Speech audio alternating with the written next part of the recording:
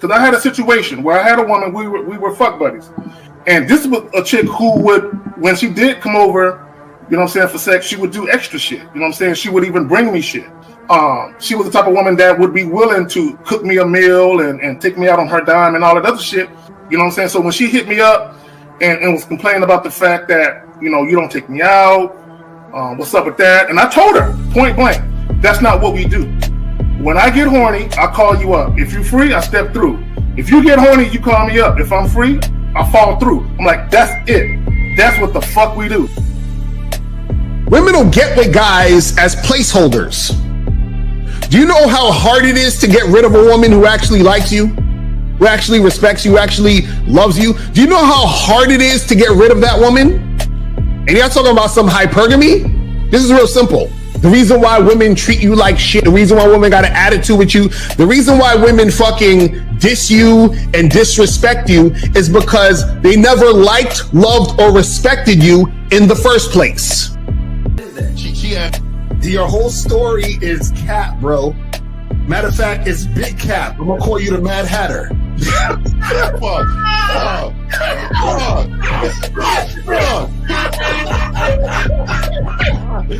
Fuck! I don't know why it would happen to me to lie. You guys didn't even know me. Why would I lie to you? Let's just say you did. You act like you've never had sex a day in your life, bro. What it is you're lying to yourself. You're lying to yourself. That's why you can't make any progress, bro. All the sex that you've gotten, I'm pretty sure it's been handed to you. When a woman meets a man that's valuable and knows who the fuck he is, she knows that she can never overpower a nigga with game or a real dude or a man of value and not even to say a man of value, because that sounds too much like what other niggas be saying. What I really mean is a man that knows his value. When a woman is dealing with a man that knows his value, she knows that she cannot overpower him. So she ends up saying to herself, well, if I can't beat him, I gotta join him. But when a woman is in a room full of dudes that know they value, she knows that she has to submit. And if she don't submit, she got to get the fuck up out of the room. No matter what level she brings it to, how loud she get, disrespectful or talks fast, you have to keep your cool. You have to keep it on your energy level. So if you want her to be submissive, you want her to be calmed down, you want her to bring it down a notch, you won't yell louder than her. Talk to her like this. Yo, I don't do that. I don't know if you talk to people like that, but that's not how you're gonna talk to me. That's not what I do. And if you want to continue to do that, I will show you exactly where the door is. I will escort you out, tell you have a nice trip, and send your ass right to the gulag. You'll be gone. I don't tolerate that from people in my life. For all you surface dwellers out there and shit, how does it feel following all these motherfuckers on the other side of the streets talking about don't do shit? Well, if you ain't gonna do shit, then why don't you do man shit? Don't run away from fear. Don't dwell in the past. Don't give away your power. Don't feel sorry for yourselves. Don't make the same mistakes over and over again. Don't worry about what people think about you. Why don't you do some man don'ts if you're gonna do a don't anyway? Grass eating lion. It's sad to see so many men suffer from bitch assness, and then women know there's such at an advantage with weak men. They try to shut me up. This is the part of being a man, is standing on your squares, understanding that nobody's going to move me. I move mountains. Nobody's going to move me off my square. They need to respect your word. There needs to be a shift in behavior when you get home. They need to understand what the deal is when you're around them. There's no such thing as compromise with men. Compromise. You should be fucking at the all truck day. stop. All day. These conversations are obviously too in depth. They're too in depth with these bitches, man. What are we talking about? You're a truck driver, bitch. I come in every state and I fuck hoes. That's what I do. And you gonna be one of them, or I'm gonna find one that will. And the thing is, if she got an issue with you not having a place to stay, that means she ain't really feeling you. Respect to Scary Perry for the $5 super chat. He says, "Salute to the Real Game No Theory panel, best show on Sunday." I don't know what leaving pussy on the table means, because pussy's not valuable enough to be left on the table in the first place, in my opinion. Exactly. I'll have Christmas lights back there, and I'm fucking bitches under the light. The following program is rated MAN. It contains assertive men who are kings of their castles, men who don't make excuses or blame women for everything that's going wrong in their lives, men who don't make the game about women, instead they make the game about the man. So, if you're into theory or use soft, weak-ass words like hypergamy, red pill, no fap, be on your purpose, high value man, or money, clothes, and status, buddy, you're in the wrong place, and you need to go 2 doors down where the male cuddle parties and circle jerks are going on. This is a man's space. Since the fall of the PUA community back in 2007, most PUAs ran underground because they had nothing to offer.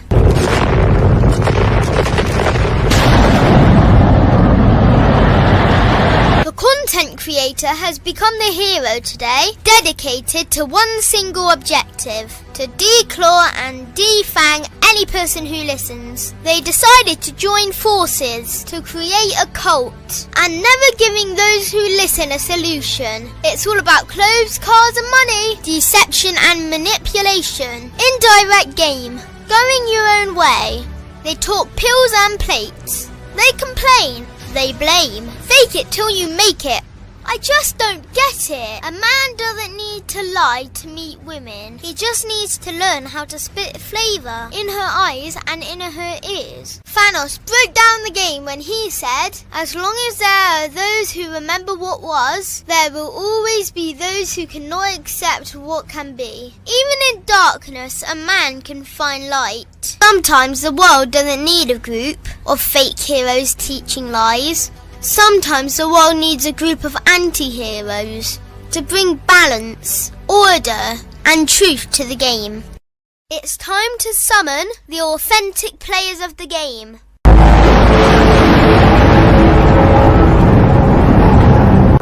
It's time to summon the authentic players of the game. The authentic players of the game. Let it be no confusion. This here is a movement, leveling up, real talk, ain't no illusion. Helping all the men see the light, that's right. Only bringing the truth, you can't deny, that's the vibe. We gon' bring you the insight, bring you the game plan. Show them we real men, we ain't never breaking. You know what I'm talking about, I know that you hear me. Yeah, this is real game, no theory. Let's go, real game, no theory. Here to make it happen, teach men how to be men. Now it's time to put in action. Taekwondo and K-Zagging, we got Miles in the building, Mr. 1950 and Steve the Dean Williams, Mr. Lucario and the anti-villains. We gotta keep it real, this ain't about hurt feelings. Speak the truth, gotta say it loud so you hear me. Real game, no theory. They don't want you to be who you destined to be. Real men are necessary, not accepting defeat. Talking the man mindset, and this is the time now. We will never fold, never fall off or bow down. Time to make it happen. We ain't even stressing. So many don't take accountability for their actions. I gotta say it louder if you don't really hear me. Speaking the truth, this is real game, no theory. Yo, we are. Yo. What up? Before we go around the world, we gotta. Man, what's happening with everybody? What's happening, man? You know, What up? We've got a guest. We're about to bring him in, and for all you guys, we're gonna go around the room, of course. But real quick, Lucario and I have always been on their side of the road, the PUAs, the pickup artists, and things like that. And we caught one. We got one to come on over the outside and hang out with the real men. So let me bring him in, and then we'll go around and everybody talk, and then we'll get to the show. But here he is. Name is Aaron. Hey, Aaron. Oh, shit. Oh, shit. We got Blaze up in the building. What's going on? What's happening, man? What's happening? What's going on, guys? Thank you for having me. Hey, what's up, Blaze? So shout out to Blaze. Hey man, got to give it to my man, dog. I mean, it took a lot. Yeah, they don't want to come around these parts. No, screw that, Eric. Eat my ass, you loser. That's how we're gonna start. Whoa. Oh, Miles, come on, Miles. Well, oh man, let's go. That shit was the happening of the century. Like, fuck the Tesla blowing up, fuck Trump becoming president. When that man said, "Eat my ass, you fucking loser." Oh man, he called me a bitch too. Y'all see, they edited some stuff out. Yeah, he called me a bitch too. Yeah. Oh my god, that shit was ridiculous. Said that. Oh yeah, you got to watch that. Is a video with Steve in 1950. They was on Jubilee. Yeah, they was on Jubilee. And this guy yelled at Steve and told him Steve to eat his ass and called him a pickup artist. It was crazy. Called me a pickup artist, dog. That was the worst. I don't know which one was worse. He said, "Well, I know to eat my ass is the worst part, but call me a pickup artist. That's just as much disgusting." Yeah. And I was just trying to calm him down, and then he said, "What are you gonna do, bitch?" I was like, "Hold on, what? Oh no, hell no! What's happening?" He was like, "Don't put the chair there. Move the chair." Like, bro, I don't.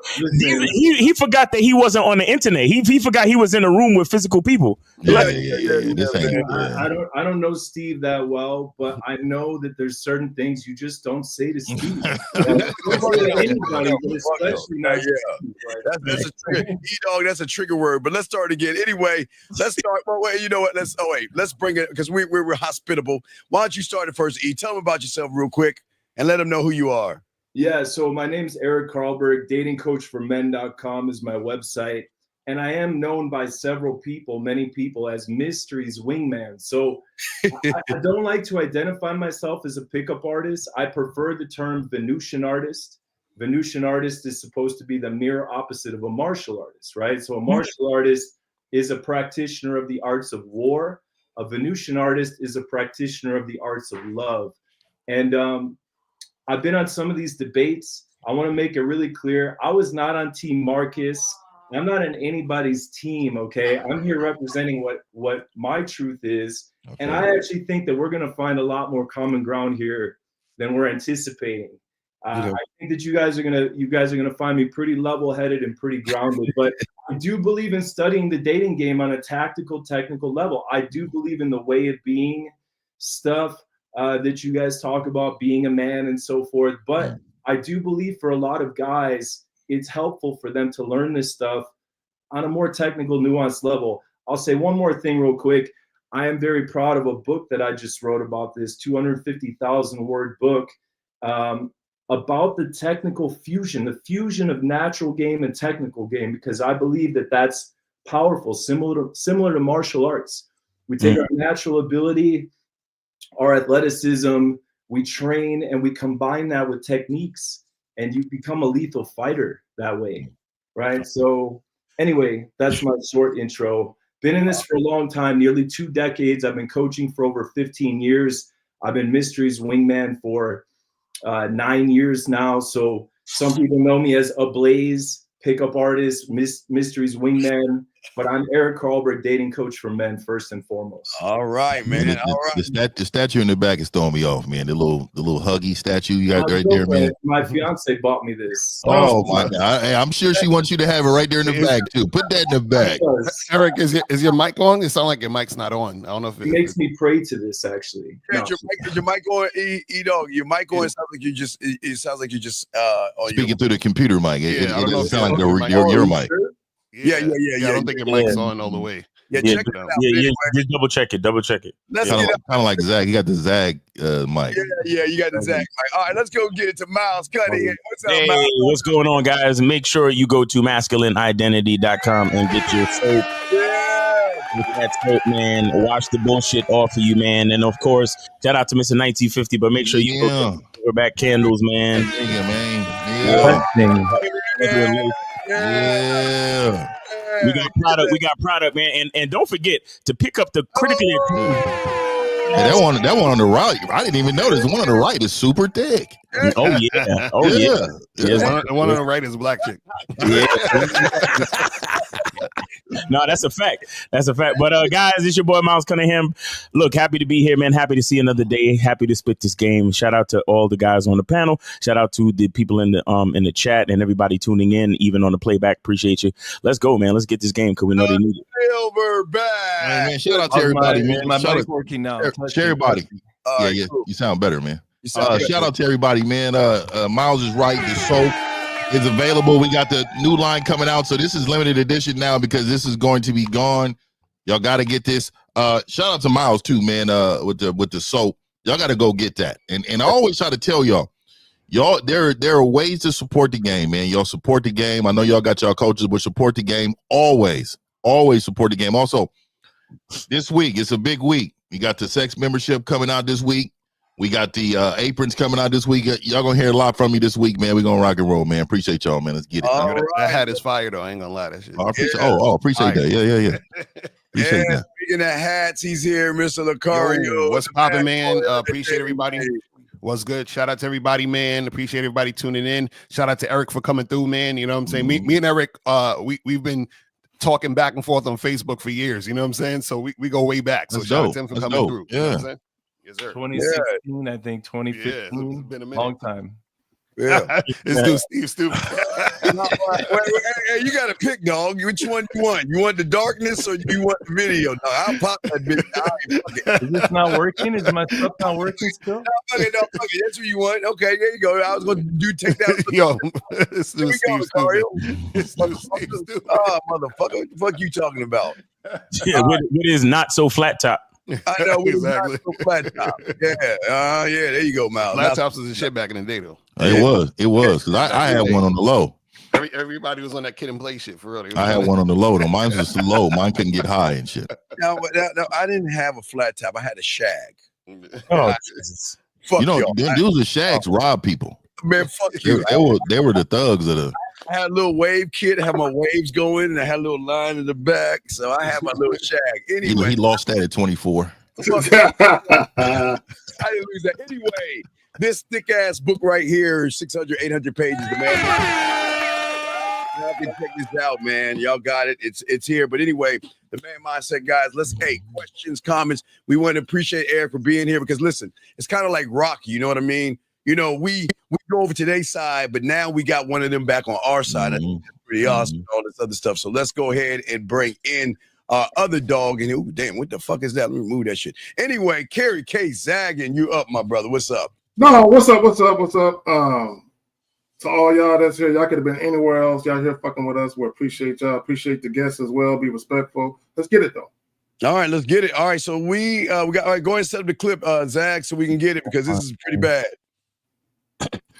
No, it's just guys. You know, here's the thing, right? It's real What's the bad. title?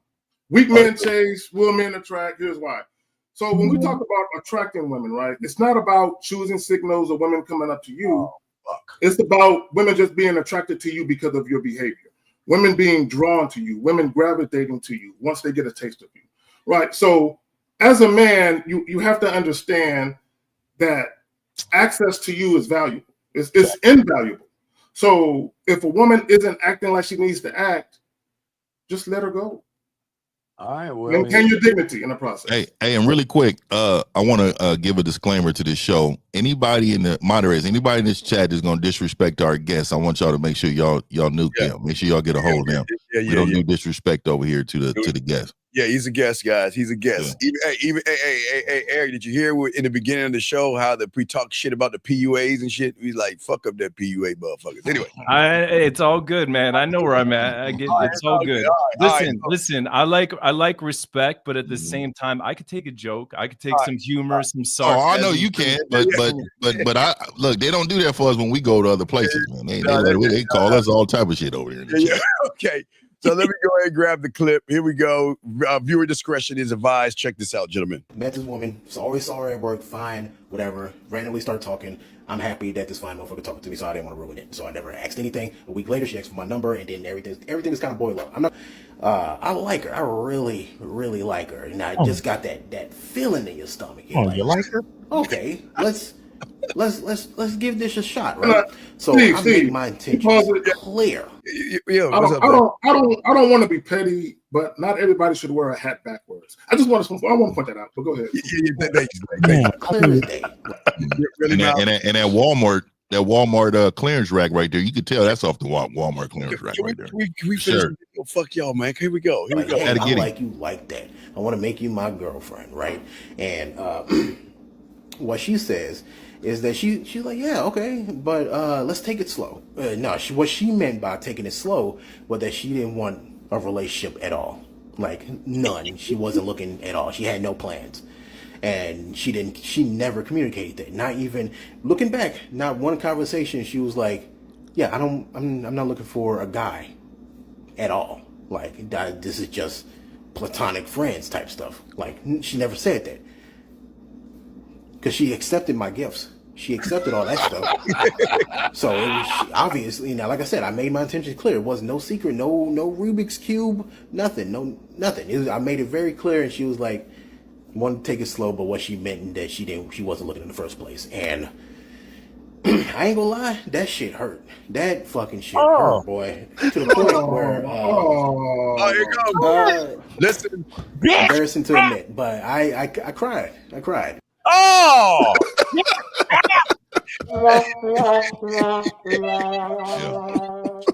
Way to start the show. You know what I mean? Way to start the fucking show. Well, this is the thing. I think the problem is that he see, and this is the mistake a lot of guys do. They meet a woman and they're so infatuated with her. They think she's the best thing ever since sliced bread, and they're trying to rush a situation. Like he was literally like, hey, I seen her for 2 months, and then she gave me her number, and I wanted her to be my girlfriend immediately. And I started giving her gifts, and she's like, whoa, let's take this slow, because she don't see him like that. You understand what I'm saying?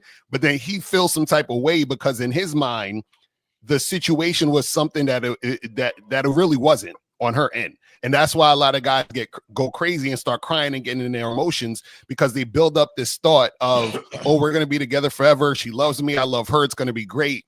And then they end up, feeling some type of way when the woman shows she's not really interested. It's terrible. Right. Yeah. Let me say this. Go ahead. My bad. No, I was going to say that most people are opportunists, especially women. So what I mean by that is this. A lot of guys think when women behave in this fashion that they're seeking men out to do that. Now, in some cases, that might be the case. In other scenarios, she just sees an opportunity and she pounces on it. So, and I tell guys all the time, just because a woman is showing interest in you, it means absolutely nothing. And she already knew he wanted to fuck. So all she did was leverage the fact that he's attracted to me. She want to fuck. So she took all of that shit. And then when he got pushy about the sex, that's when she said, okay, I think I went as far as I could with all the free shit. I think my time is up. Let me go ahead and bounce. Yeah. Yeah, I think, ultimately he was, I don't know who talked to him as a man in his life, but you can tell it wasn't no man in his life, right? Well, anybody that's a strong man that wouldn't allow that. I was always taught, if you lead with something other than yourself, that's what you think value is, right? So if you're leading with money, that's what you think value is. If you're leading with gifts, that's what you think value is. You're supposed to lead with yourself. So, you can also see that he's in touch with his feminine side, right? Like he's very in tuned with that femininity that he has in him when he's talking about he was, crying and all this over this woman. Now, shout out to this woman. And the reason why I want to say shout out to that woman is because we need those women in order to teach what we need to teach, because those women exploit men who need to be exploited, so that way they can come back and learn this fucking game. Facts. So at the end of the day, a shout out to that woman. But also, last thing, every man that watched this, I don't want you to listen to what he's saying. Look at his actions of after shit happened. Look at that. You know what I mean? Don't look at what he was saying. Yep. We're going to take this call. 480-480. You are on live with the Real Game No Theory panel. Name, age, city. How can we help you? Hey, I just called in. Can y'all please tell K-Zach to fix his fucking internet? God damn. This motherfucker's stupid. Okay. Anything else, caller? That's it. All right. He's just mad because he can't comment underneath my videos anymore. He's hurt. Oh, he one of those dudes. He's hurt. He butt hurt because I blocked this bitch ass and he mad about it. I just don't like nobody checking me, dog. I'm at the age. Don't fucking check me, dog. I just understand all the things that he had the opportunity and see Eric. This is what we said. He had all the opportunity that a lot of guys have to call in and ask a question because he's all fucked up right now. He can't get no pussy, and yet he rather call and talk about somebody's internet. When it not only who gives a fuck about Zach's internet? You don't know how many motherfucking women are fucking with my boy with his fucked up ass internet, bro. Yeah, that's the truth. They can't connect to Wi-Fi, but they connected to something else. That's right. I'm saying, come on, man. He worried about the wrong shit. As many men are worried about the wrong things. So I'll say this about the video. And guys, the phone lines are open. Call in 919-647-9392. But about the video, the part that stuck out to me was when he said, "I made my intentions very clear." And see, this is the part that a lot of guys don't understand as far as congruence. If you made your intentions clear and she wasn't working with your intentions, then why the fuck are you still talking to her, buying her gifts and hanging out in her presence? You understand? Like this is the, I think this is like that part where, the Erics and the Marcuses and all them other guys, they leave us in the back because they're willing to continue the nuance and willing to continue maybe I can play on her small interest and turn it into something else. It's like, no, my intentions are my intentions. My program is my program. If she's not with it, I got to cut it short. And guys, my thing is this. I understand that you could probably try to grow on a bitch, but wouldn't it make more sense to use that energy to find the woman that is already willing to go on your program? You get what I'm saying? That's the thing. So when I see these guys say, I made my intentions very clear. You tried to make your intentions clear to her, but you didn't even make them clear with yourself. And that's the real issue. That's the real issue. 774. You are on live with the Real Game No Theory panel. Name, age, city. How can we help you? 774. 774 once. Yes. Hello there. Hello. Yeah. Name, age, city. Name, age, city. What's up? My name is William. I'm from California. My age is 30. Okay.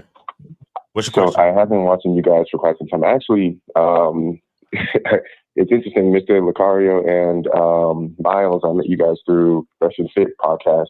Okay. And ever since, you guys always link up with them, and it's always a great podcast. But I do want to point out, just me being 30, and I'm not sure what that age that guy is, but it really does show that it's so important, and you guys always preach that, to really focus on your purpose, focus on your mission, because when you go through all these rejections with these women,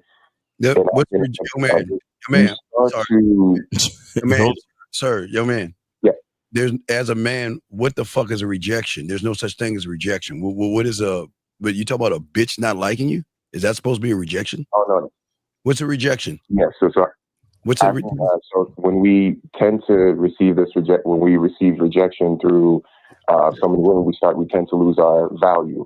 I mean, like as a man, sorry, to rephrase that. And when you okay, hold on. I gotta stop you.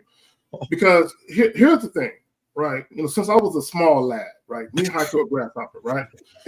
I remember one time I walked into the boys' bathroom, right? And there was a guy. Pause. I walked into the boys' bathroom. No, listen. Hold on. You act like that was a foreign place to you. No. I wanted to make you understand it was a public place. It wasn't. If I would have said bathroom, it could have been my spot. Okay. That's fine. All right. Now that we got that clear, motherfuckers. All right. So anyway, I walked into the boys' bathroom, and there was a guy. He was in a fetal position on the floor crying.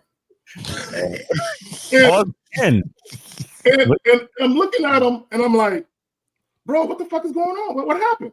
I'm thinking someone died. I'm thinking, because we're at school. I'm thinking someone told him someone died. He went to the bathroom and broke down. He says a girl broke up with him. And I'm like, what? I'm like, so in my mind, as a young lad, I said, this would never be me. I would never cry over no fucking woman. But anyway, that's my. Okay. The caller hung up, by the way. So, He hung up because Steve was aggressive. Oh. This is what I'm saying. Like, men, you have to understand, we don't deliver things like your mother would. We don't deliver things with warm milk and rubbing your back to sleep. We're not going to give a fuck about any of that, dog. If you can't take this, you're not going to take a woman's fucking anger towards you, dog. Right. I want to hear Eric. I want to hear your thoughts on that video. Let me hear like, that. what were you thinking when you heard that? Yeah. On the video, I mean, he's clearly getting ahead of himself, right? He's envisioning this fantasy world with this woman, and before he's even getting any signals from her that it's even that, right? So I have this thing where I'm seeing him wanting her to talk in advance about a relationship that he hasn't even built with her yet. It's good to be upfront with your intentions, but he should be seeing her, hanging out with her, and allowing her to come to this realization. It's like, when you're seeing a girl for a couple weeks or a couple months, and it's not really explicit what it is, and she sits you down and has the talk, right? What is this? Where is this going, right?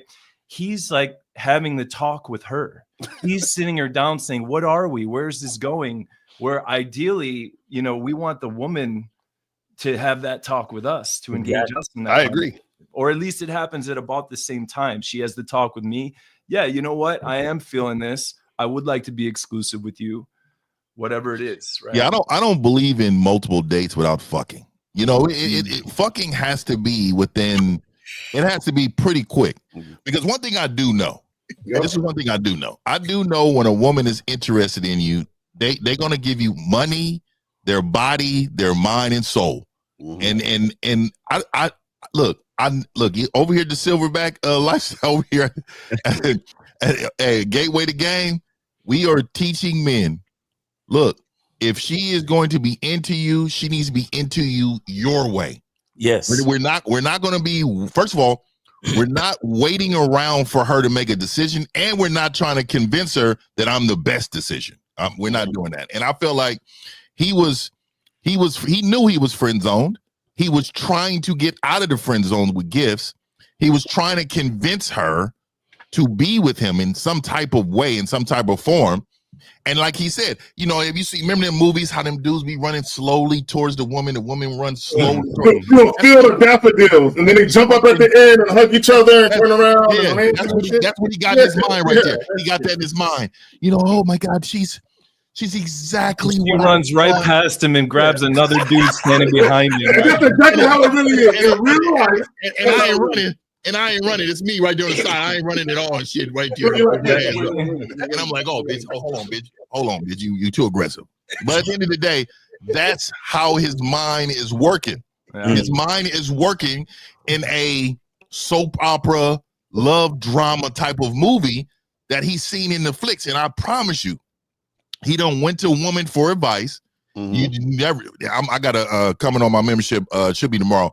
Never listen to a woman's advice. I got that coming out.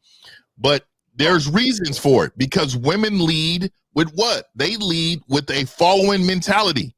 So there's no way they can teach you how to lead when they're programmed to follow. There's no way. So, and I did a video recently and I talked about how a lot of guys, they look at love like women do. They look at relationships like women do. One of the things that's been said about women is that you don't have to lie to them. They'll lie to themselves. They'll create a fantasy in their head about what's going on between y'all. And y'all notice when a woman really, really, really likes you, she'll put 20 on 10. She will just automatically let her mind go with all the different possibilities that could exist with you, right? So even though you're not really going in that direction, she's letting her mind take her there. And that's exactly what he is doing. A lot of guys do that. They'll meet a chick, especially if she's attractive, she got the body they like, and if she's pleasant with them, they will let their mind take them there. So a lot of times, and I know, El, you had a video, real quick, my bad, real quick. You did a live stream where a guy called and he wanted a relationship. and you ask them why, and he couldn't answer it. And all these guys that say they want a relationship, when you ask them why, one or two things, they either can't answer it, or when they start to answer it, you see the emotionalism coming all out, and that's the wrong move. But y'all got. Yeah, well, he was defeated, and that's why we always had LaCar and I were always arguing on the other side of why do you want to hang out and spend time with a motherfucking bitch when she's not down to fuck with you. He knew from the moment he met her that she didn't want him, but in his mind he thought, because there's more in there that I had to cut out. He was dirty macking. He was trying to talk about building businesses and shit together. He was trying to dirty mac and everything, trying to get her to like him, but he doesn't even like himself. And then he because he talked about other guys talking to her and all this other stuff, and he was threatened about the other guys, and all this other stuff. So this is why the game is so important, because as a man, I'm just going to present myself. And a young man who called a second ago from California, this is why there's no such thing as rejection. As long as you say what you want to do and be honest with her, you shouldn't give a fuck about the end result. But y'all got it, guys. You know what's funny? I like in the video, and this is what a lot of guys do. They project this thought that they think all women want a relationship with just period. Like they're like, well, every woman wants a long-term relationship now. And so if she's giving me any attention, that means that I can get a long-term relationship with her if I like her. Right. So that's his thought. He thought that's what it was. But she just liked the attention she was getting, but she's not really attracted to him. And even if you watch the whole video, you guys go watch the whole video. He was basically saying at the end of the video where he can't stop thinking about her. You understand what I'm saying? So I'm doing a video on it this week. Right, that's the problem. Yeah. So he's so caught up. Yeah. So he's so caught up in her that he can't stop thinking about her. But the reason why he can't stop thinking about her is because he's still thinking about that fantasy of what could have been. You understand in the situation, because he's still caught on that. You understand what I'm saying? It's crazy. Yeah, Eric. That's why we were saying that this is why you shouldn't hang out with groups of people or hang out with women. But we got a call, I guess, Miles. All right. So 402, you're on live with the Real Game No Theory panel. Name, age, city. How can we help you? Yeah, this Prodigy 32, Nebraska. All right. What up, Prodigy? How you doing, bro? What's going on with you? What's good? So I need to. I want to ask you guys a question. Yeah. Can your advice, like, is it? I'm trying to see how I want to word this. Like, can your advice reach like the vast majority of men, or is it like limited to a certain type of man? Sir, can I ask you a question? Do you like guys? Bro, please answer the question. I am trying to teach you something. You shouldn't be asking about other men. That's your first fuck up. You should be asking about your fucking self. Does the information help me? But the fact that you're asking about other men is... I don't need to learn shit from y'all. I just asked the damn question, bro. Come on. Oh, yeah, man. See, that we can always tell the men who get real vaginal mindset. Like they get real invested in the vaginalness. Wait, hold on. Let me give Prodigy a chance. Prodigy, listen. How does this question help you, or like what is the motivation behind this question? What are you trying to figure out, bro? So we can understand each other. I'm just trying to basically I'm trying to see is, okay, like what advice is more practical for men to learn, y'all method or the PUAs, you feel me? Okay, loving yourself versus tricks and gimmicks and magic. What do you think? So loving yourself unconditionally versus pulling rabbits out of hats. What do you think is better? Wait, that's what I'm accused of is tricks and manipulation and what? So let me say this really quick, Zach. Really quick. Right back. Really quick. So caller, let me ask you this. If I gave you a template and this template had everything on it for life, for your life, but it came from me, and I said, hey, here goes an entire template for you to follow, right? And I gave you that template, and you said, okay, that's one template. And then I gave you another template. This other template is a template that you created, but I help you create. But it's about everything you want, anything you want out of life. Which one would you choose? I'm gonna choose the one for me, obviously. Exactly. So what I'm saying is, when you're saying something to follow, we're not teaching a man to follow anything we're saying. We're teaching you how to follow yourself. anything you want out of life. Let's show you how to get that.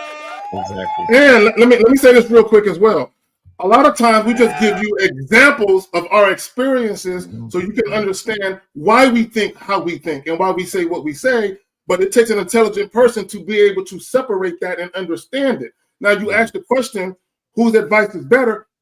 Every man has to decide that for himself. If someone told me, Zach, I would rather do the passport thing, I'm not going to tell them, no, listen to me. Fuck that. I'm going to tell them, go ahead, do your thing, have fun. See, you think it's one or the other. No, it's whatever you want. You know, I mean, people in my community look at me crazy because I tell them I don't eat yams and I don't eat anything that the dressing and all these, like a lot of this soul food stuff, and they look at me crazy like I'm supposed to.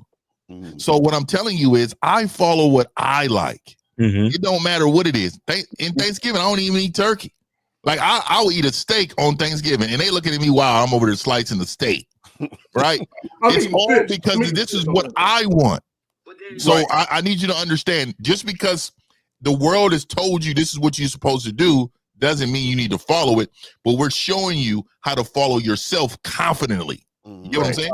Right. It's called real quick. Okay, so you guys are saying like you are influencing individuals to like get what they want out of life, pretty much. Well, yes, yes, get out of life, but you can't get out of anything if you don't get yourself. And there lies the problem. And that's what we're trying to say, young man. We're saying that we're a small group of individuals because we have to be small, because we're not here to teach you how to lie, manipulate, deceive, play games, use gimmicks, use pickup lines, use all that goofy shit. We're teaching you how to be a man, and that is stand on who the fuck you are and present yourself the best way you can, and take your feelings and emotions and put that shit in your fucking pocket and stop acting like a girl. That's what we're saying. Right. Let me add this right quick. And it doesn't matter what you do, whether you are a trick, whether you are a sugar daddy, passport bro, whatever the fuck you do. Is your life fulfilling? Are you actually happy with your existence? Are you? So my thing to you, to any guy, if you're not, come this way. Let us talk to you for a second, and we can help you with something. That's it. Yeah, something's going on with you. What's going on? Go ahead, Eric. What you got? I want to comment real quick. So I think this is like any other area of life where, let's say you got like business coaches, right? You've got your Eddie Wilson, and then you've got I don't know, Elon Musk and Jeff Bezos and all these business leaders, right? And they all give different advice. I advise checking out all the advice and putting it together in a way that works for you. You know, and that's why I have respect for, you know, the way that you guys go about things, because you guys are speaking your truth, you know, and I think that if you guys do a little bit of a deeper dive into my stuff too, you'll find that it's actually more in alignment with the way that you're thinking than you realize. Now, being on that Game Global, you know, panels and debates and all that, it may appear that we're on one side or the other, but I don't really know a lot of the people on these panels. I just show up similar to Lucario. Lucario just shows up, right? And he says, I'm just here to spit this game, right? It's kind of the same with me. I'm not on Marcus's side.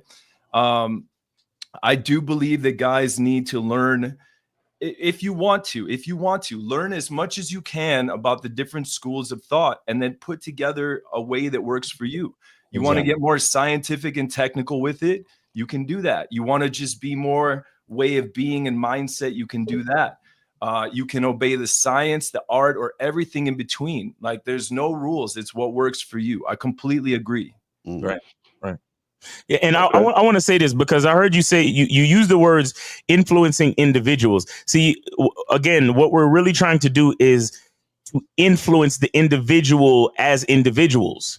You understand? Meaning getting guys to think for themselves. So to answer your question, the advice actually is universal.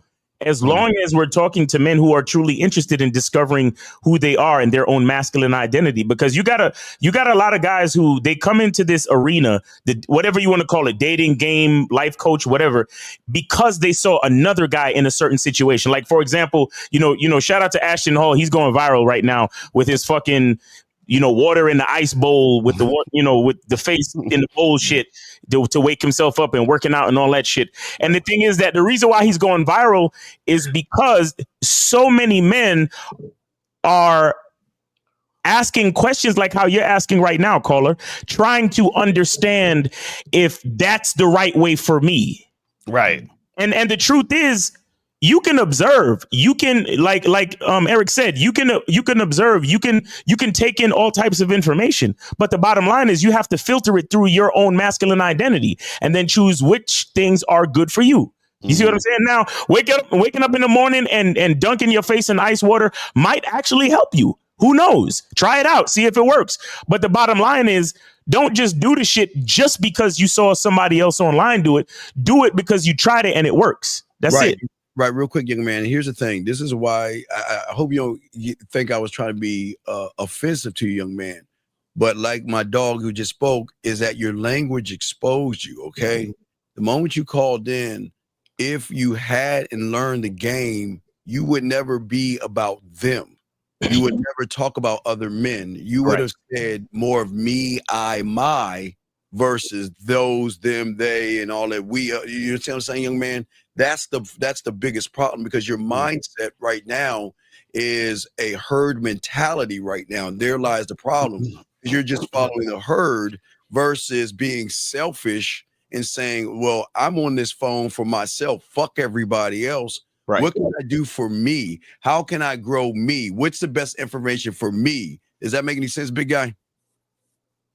Yeah, I'll say this, man. Look, I'm not claiming I have more game than nobody. You know what I mean? Like, I'm not claiming I have more game than you, more game than Cario. You know what I mean? None of that. But if I genuinely thought I needed help with anything, I would call somebody and ask them for help. You feel me? I'm just trying to, like, you guys been going on from panel, like from show to show to show, having debates between the PUAs and the dating coaches and stuff. I just want to know, like, which, like, who is like which is better.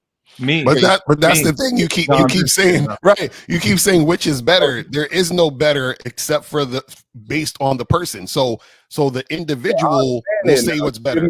All y'all just broke it down. Okay. So you and I don't know who that. Can I say something too? It really depends. Each individual needs to work on different aspects of their game, right? Like, some guys really need to level up their lifestyle.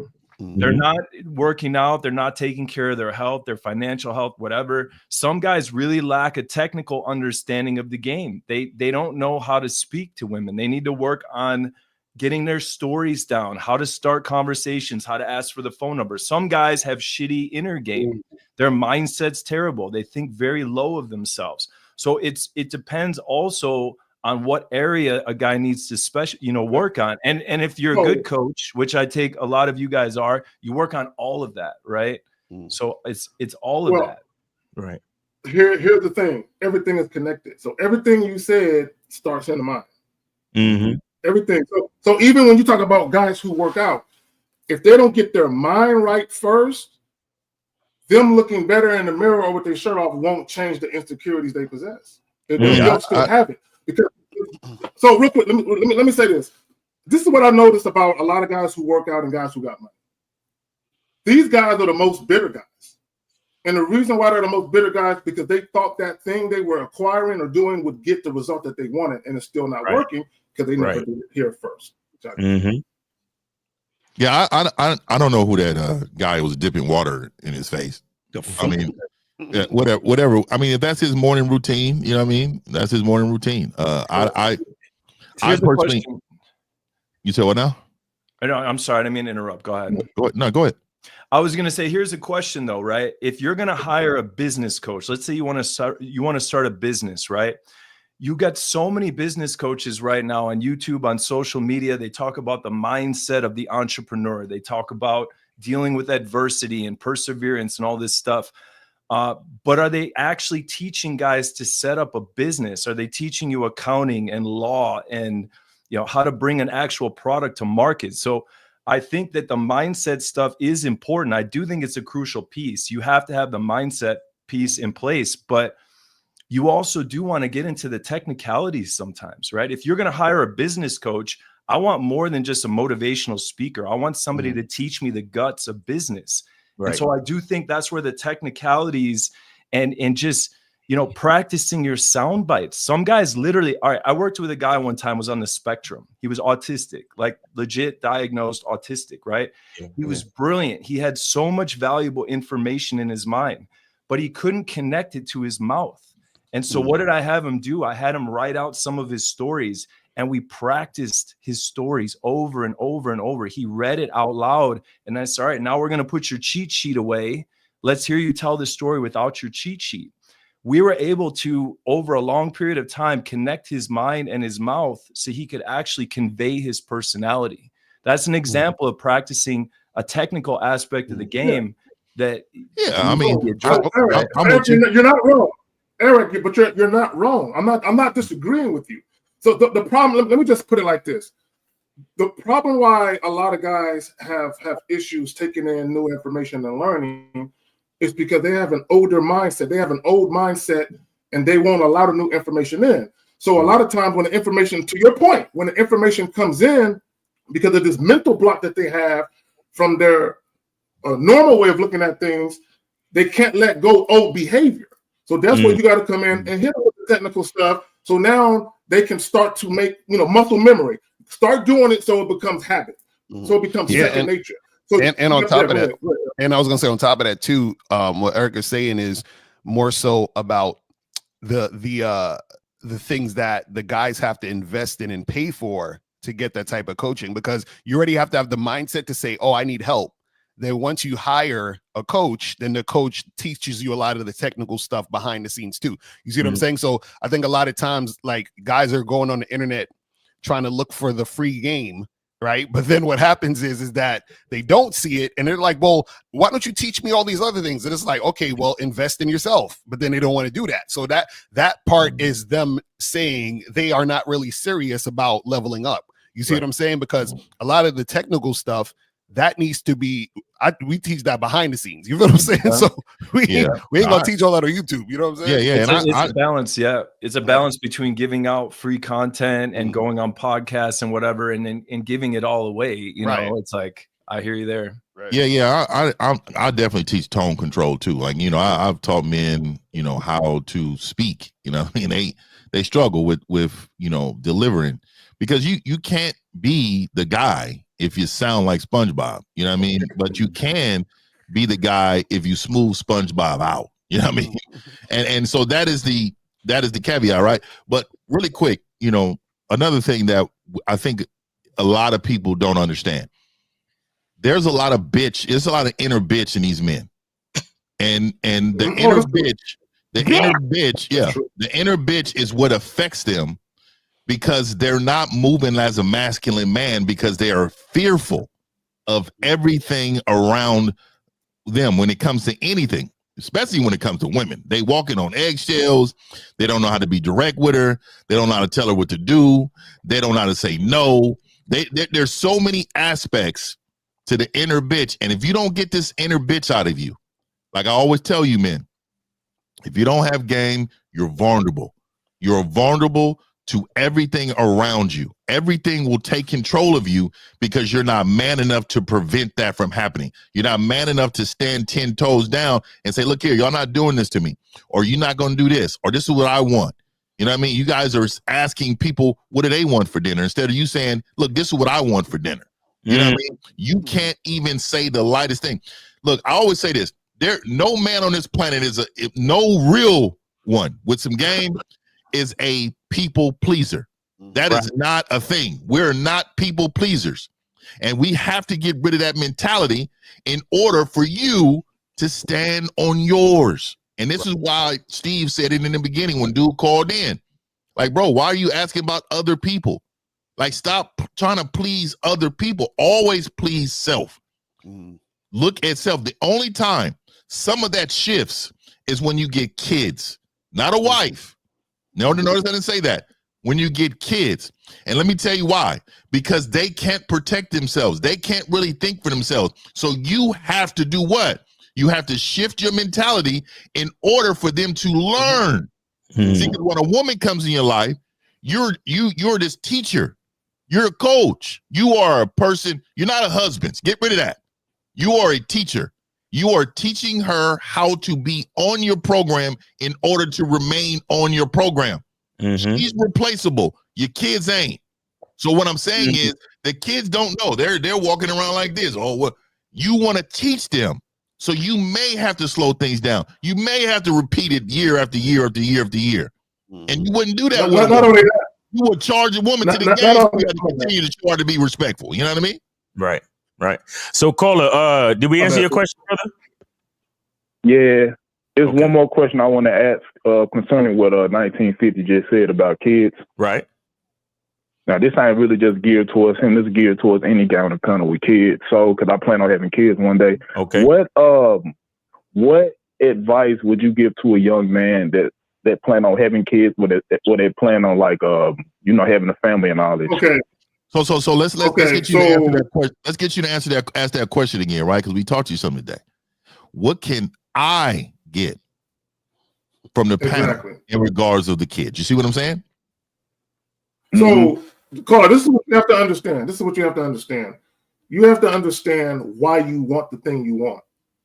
See, and that's what a lot of guys, they do certain things and they don't understand the why is more important than the thing. Like, why? Why do you want it? Why are you doing it? Because the why says a lot about your intent and about you. So why would you want to have kids? Because let me say this before you answer the question.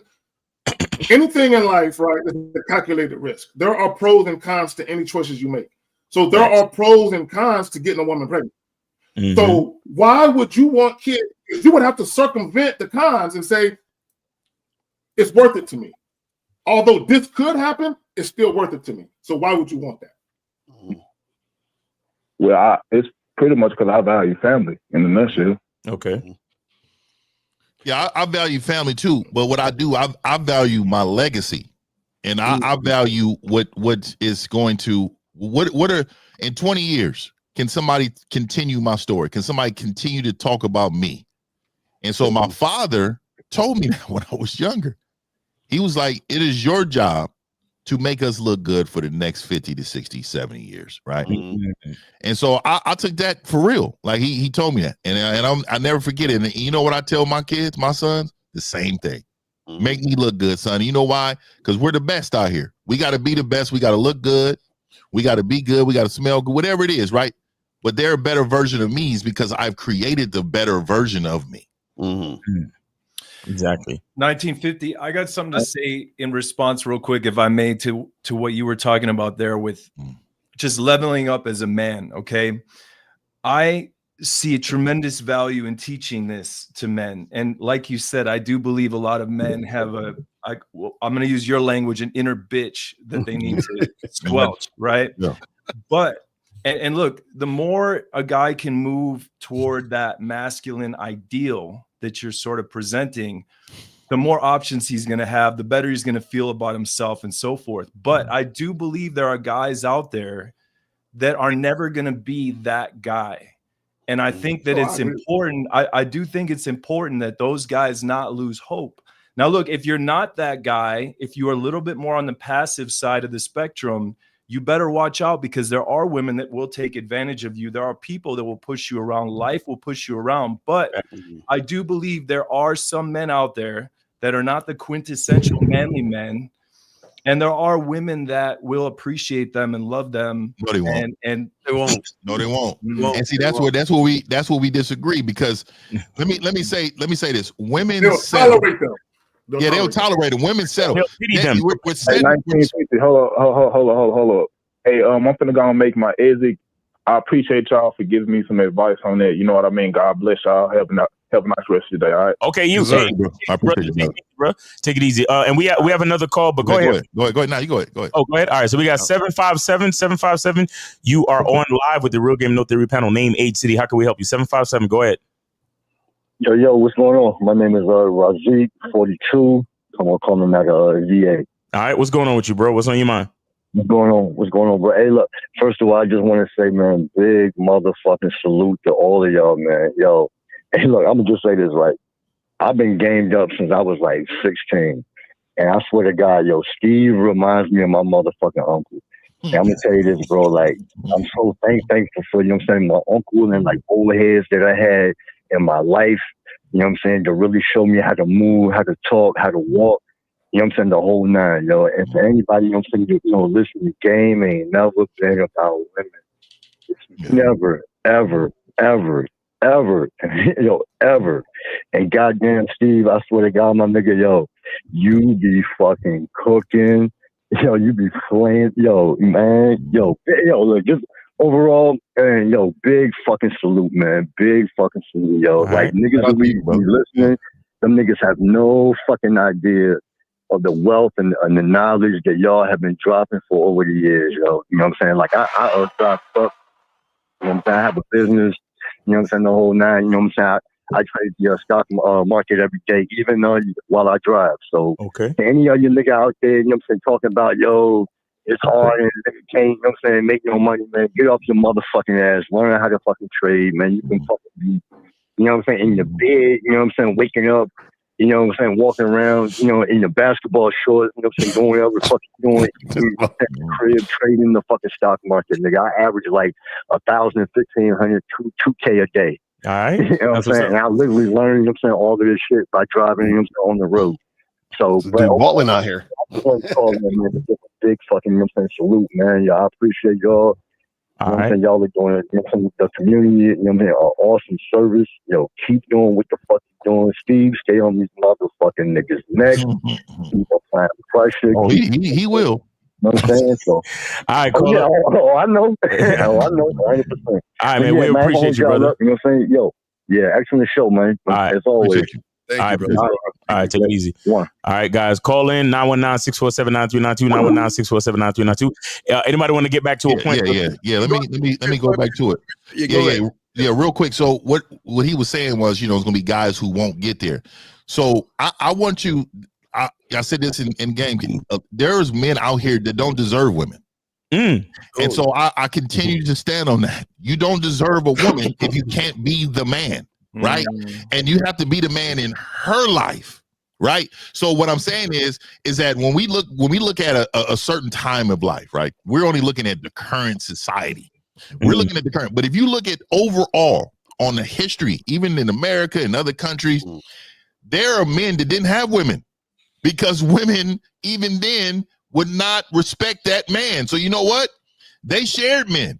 They were like, oh no, we can't, I can't be with him because this is not what I need. I need that guy, this strong guy that's going to be able to protect me and have kids with and do things like that. So let me say this really quick and I'm gonna let y'all go. If you look at the Roman time, right, even in the Roman eras, right, them men was some of the most weird kind of strong, but then there was some feminine ones out there with the whole shebang, right? We knew how the Roman Empire fell, right? We knew how the Roman Empire fell. We don't need to go and get into it, but they fell because of what? Men acting like women. And what I would say to you is the women, they understand that the God made this for a reason. The women outnumber men on this planet for a reason. They give you the majority of the opportunities you possibly can. And if you tell me you can't get one when it's 10-1, it's like 10-1 on the planet. And you can't get one, dog, you don't deserve it. So then you go back to the basics. Everything I've been taught, let me reset. Let me try to get to this area where she's going to respect me, because those men that women settle for, it's only a matter of time before they show their colors. They're going to tell you in the car, oh no, don't talk to me. Don't say this. Oh, don't say that. No, get out the way. I got it. Get out the way. I got it. Women are going to show you who you are by their behavior on how they treat you.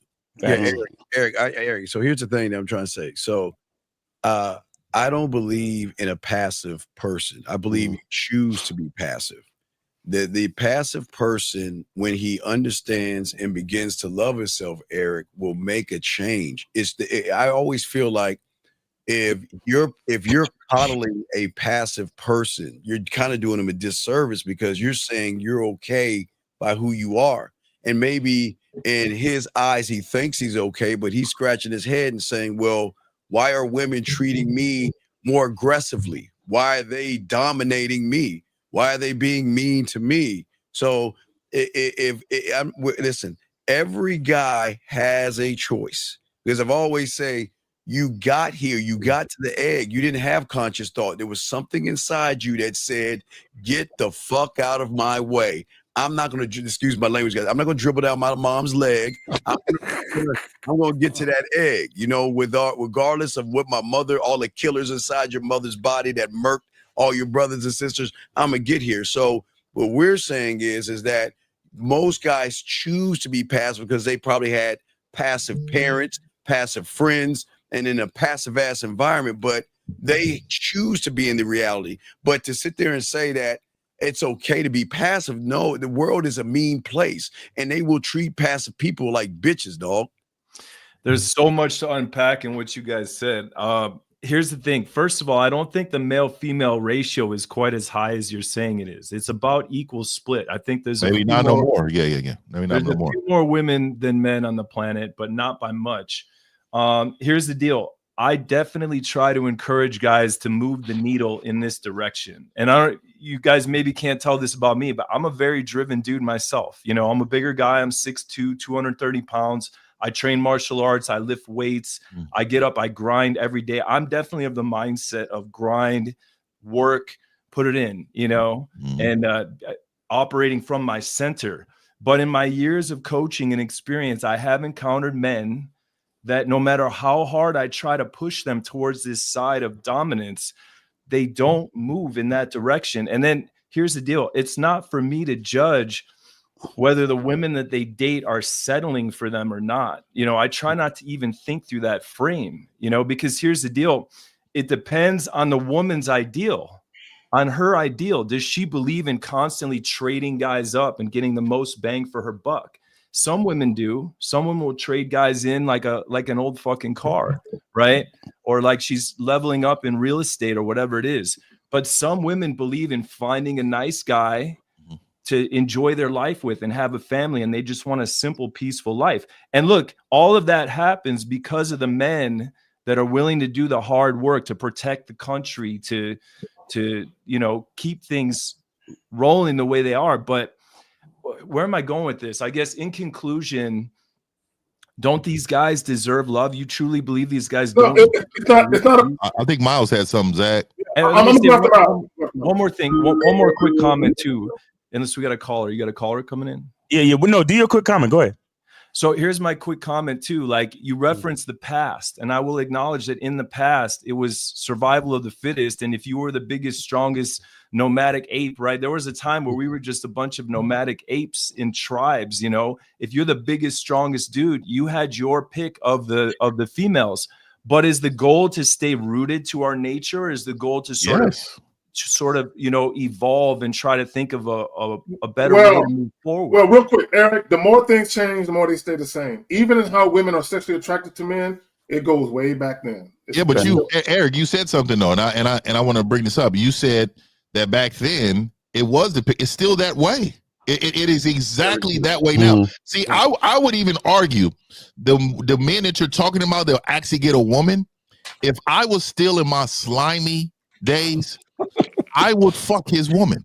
And she would be introduced with something she never thought she could obtain because she settled for this. So why was she settling for this? When I touch her spirit with this mouthpiece, when I see her at the work spot or at the grocery store or at the mall or something, and she be like, "Whoa, I wish I could have had something like that." And she looked to the side and see this fucking piece of shit that I'm with. All right, let's get like you know what I mean? So y'all go ahead, man. Let's get the call real quick. All right, so 205, you are on live with the Real Game No 3 panel. Name, age, city. How can we help? Yo, salute to the panel. Stephon, Birmingham, 31. How y'all doing? What's going on, man? Chilling. Yo, why do black people continue to live in Alabama? I have no idea. Go ahead. Horrible. Go ahead, man. Cheap land.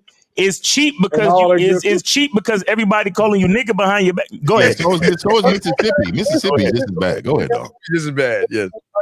I don't want to go. Okay. That's all. All right. Anyway, man. So listen, I've got a question. Yeah. Is having a competitive nature a feminine characteristic? Meaning what? I think it comes. What? is having a competitive nature a feminine characteristic? So, and here's where I'm going with it. My mindset is, let's say I want what I see somebody else have, right? Or it's like, man, I think I want a Bugatti one day. Well, I want a Bugatti because I've seen somebody else. Caller. See, you have to. I think you have to really differentiate what you're talking about, because there's competition and then there's envy. So what it sounds like you're talking about? Wait. What it sounds like you're talking about is envy, sir. To see, is a difference between I want to win because I want to be the greatest. I want my name to be at the top of the list, right? To show my greatness, or I want to win because that guy won and I lost. You hear what I'm saying? Kind of like Michael and LeBron. How LeBron is envious of Michael. Yeah, kind of like that. Exactly. Here's the thing. If I want to win because I only give a fuck about my name, then I think that that's true competitive nature. But if I say that I want to win because just because I see that other guy's name up there and it makes me feel a certain way and I'm in my feelings because I don't see my name and I see another guy's name, then I think that's when we get into envy and ego. And it's the envy and the ego that's in your feelings that's feminine, but to strive for greatness, for your own name, not giving a fuck about anyone else's name, I think that is the masculine part. Yeah, it depends on the context. If I get to that, how do you get to what? Like, how do you compare, or how do you have a competitive nature without comparing yourself to the success of somebody else? That's what I'm asking. Wait. Okay, I got you. See, this is the mistake of most average men. Most average men think that when they're competing, they are competing against their opponent. In all sports, even team sports, understand that you are competing against yourself at all times. At all times. Your opponent is simply a mirror to show you what you need to work on. That's it. Right. That's it. Anything beyond that is ego. So what am I saying?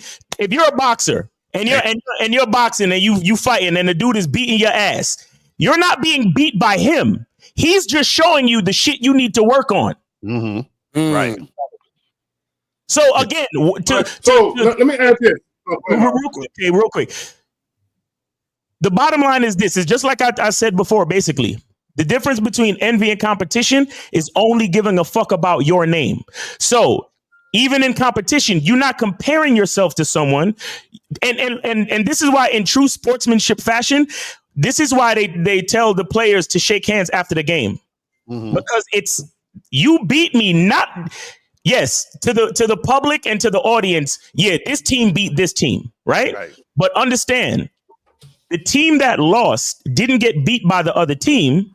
They just didn't work on everything they needed to work on to be victorious. Right.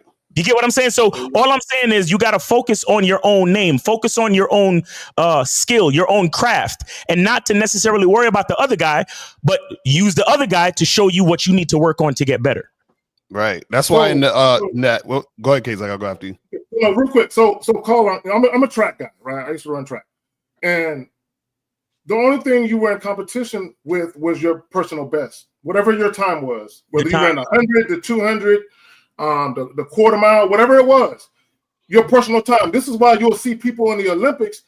They might get like 6th or 7th place, but they're happy because they beat their personal time. They wasn't trying to get first, second, or third. They were trying to run their best time ever, right? And this is what you guys don't understand. It's kind of like when you go to a club and you see Bentleys and Rolls Royces in there, a lot of guys get intimidated when they see those cars in the parking lot because they're trying to compete with that. Nigga, if you got a Toyota Camry and that's the best car you can get, be happy with that. Be grateful for that. Be grateful that you didn't have to Uber to that club and you was able to drive yourself there. Right? But a lot of guys, they don't look at it that way. Right. Yeah, it's like you got to look at that. What was the movie with Batman and Bane? Remember what Bane said to Batman? He said, "Your victory has defeated you." You understand what I'm saying? So he didn't say that this guy defeated you. He said your victory has defeated you. So what that means is he's like, Batman, you lost because you've been so victorious that you started slacking. You understand what I'm saying? And so basically that's what he's saying. He's saying that your victory has made you become complacent, which is why you lost this situation. You see what I'm saying? And that's what we're talking about. So it's not about you, because when we're talking about competing, you can look at it on a surface level of, if in the context, if we're playing a game, like if me and you are playing a basketball game, we're competing against each other in the context of that basketball game to see who's gonna win, right? But within the basketball game, what you're doing is you're saying, okay, wow, I need to work on my dribble. I need to work on my jump shot. You see what I'm saying? You're learning more about yourself. This is why we keep telling you guys that the game is about you, because when you focus on you in the game, that's how you get better at the game. So you're not trying to be better than that guy. You're trying to be better than you was yesterday. That's the point. You see what I'm saying? Carl, let me ask you a question. What's the difference between your friend's car and you riding a bike? I don't know. But that's the problem. There should be no difference. And that is why you have a loser's mentality, because you think your self-worth is tied into another man's object, which, like Miles is saying, this is where your mindset is all wrong. You're envious of another man when you're not even envious of the man in the mirror. I mean, again, if you, I promise you this, and there's one motherfucker all the way to the corner over there on the bottom corner that has always said, put me on a fucking island and give me a bottle of water and leave me there. Come back in a week and I'll have 5 bitches cooking for me and doing everything I need. Does he need a Bugatti? Does he need a Ferrari? Does he need a nice Armani suit? So your envy is from your eyes and not your mindset. And that's why Miles was saying to you and Lucario and Zach was saying that you got a loser mentality because you look to another man to see success versus look to yourself. So. Yeah, and let me chime in really quick, caller, and I'll let Eric go after that. What it is for me is I wake up a winner, and I've said this a lot. So I literally open my left and then my right eye as a winner. I get up like the Undertaker every day, and I look to the left and the right. Then I look down on my feet and I say, you know what? Damn it, I'm a winner. Everything about me, I'm gonna slide off this bed a winner. I'm gonna go brush my teeth and wash my face as the fucking winner. I'm gonna hop in the shower as the winner. I'm gonna get out, dry off, go downstairs, get me some as a winner. Get in my car. Hey, I pull the doorknob. Ooh, as a winner of my car. Open my car up. My favorite music comes on. Woo! Hey, everything's in place. Even if people's crashing in front of me and the world is crashing, bombs around me, and I'm just walking through it because I'm confident enough to know that I'm going to walk through it unscathed. He's like that exhibit video. You gotta watch the exhibit video. And everything around me is fucked up. Hey, and guess what? I go home, I sit on my couch. That's why this Eric guy had me confused. I'm like, hey, I got my own routine every day. I'm good for him. But my routine is waking up a winner, going to sleep as a winner, and repeating the winner mentality every single day. So let me tell you what don't happen to me. This is what don't happen to me. I don't have doubt about me winning. I never doubt my winner mentality, because when you doubt your winner mentality, I become a loser. That's a fact. Yes, sir. Yes, sir. There you go. That's real shit. So I think there's value to looking at other people that have what we want, whether it's a skill, a mindset, whatever it is. But if you're looking at those people and then feeling like shit about yourself, you're doing it wrong. And also, when you look at people that have things that you don't want, I don't want to be like that guy. If you feel a little too proud of yourself, you're doing it wrong. Right. You should be level, whether you're looking at, I want to be here or I don't want to be there. Don't be too proud of yourself and don't beat yourself up too much. Exactly. Like 1950s saying, most guys, when they're talking to women, they approach the woman as if they're a half empty glass. No, you're a half full. That's the half full mentality. Even if you're 20 years old and you still got, another 60 years, 70 years of life, focus. Look, you've got 20 years, you have this much to go. But if you focus on this, the woman's going to sense that empty glass mentality. So those are my two. Yeah, that's a fact. So Carly, do you get it? No, I get it. It's just, I guess the thing is, where do you derive the source from? I know you seek within, but everything has a genesis. Everything has a beginning. It's all you, fam. It's you, man. It's you, my bro. You're the foundation for everything that is you. Okay, caller. Where do you? if you can imagine and guess, where would you guess or imagine the genesis is? Well, I mean, I know. Well, I guess the question is, how do you? The better question is, how do you get coaching? Get coaching. You got to get coaching. Maybe come over to masculineidentity.com. You know, get on my Monday night calls and listen to the curriculum and ask a couple of questions. But the bottom line is, look, I'll say it like this: consistency in gratitude, bro. Be grateful for yourself. Be grateful for your life. Just like how 50 was explaining, you know, he wakes up and he gets out of bed, and every fucking step he takes, it's like, I'm a winner. I'm a winner. What he's also saying is, I'm grateful. Yeah, 100%. I'm grateful for this opportunity to wake up today. I'm grateful to be able to brush my teeth. I'm grateful to breathe. I'm grateful to see. I'm grateful to whatever it is that I do. Like me personally, I'm grateful to get on this internet and talk this shit. Yeah. I'm grateful to change the lives of men. I'm grateful to do these consultations. I'm grateful to live the life that I live. I don't punch a fucking clock. I don't punch a clock. Imagine I have hundreds of bosses, but I punch no clock. I make my own fucking schedule. And when I say bosses, I'm talking about everybody in the chat, anybody that schedules a consultation with me, anybody that orders my soap. Those are my bosses. Because I make the soap myself by hand. So I'm working for my bosses, but I punch no clock though. And I have 100% freedom. You get what I'm saying? So my gratitude is what makes me a winner. So it starts with being grateful. And then once you're grateful, and then you have a consistency of character in your masculine identity, that's when you can start to appreciate. Do you know what appreciate means? Yes. Right? Because when they say a house appreciates, that means it's value is added. Right. Exactly. So just understand this, right? If I say that I appreciate the use of my legs, something I might do is I might do exercise. I might go for a walk. I might start lifting weights and doing some heavy squats. And what am I doing? Because I appreciate my legs. Every time I do more squats and add more weight, what am I doing? I'm making them stronger, thereby adding value. So when anything you appreciate, anything you are grateful for, you appreciate, therefore you add value. So if you appreciate the ability to read, what do? You read more books, add more knowledge to your brain. What is that doing? Adding more value. You get what I'm saying? You are the beginning, bro. You are the beginning. Once you're grateful and then you begin to add appreciation to that equation, that's where it begins. And you take it as far as you want to. I manifested more water. Look at this. That's a winner. That's a fucking winner right there. And I always say this, man, it must be tough, man. That must be tough to wake up with doubt. That must be tough to walk around the planet vulnerable.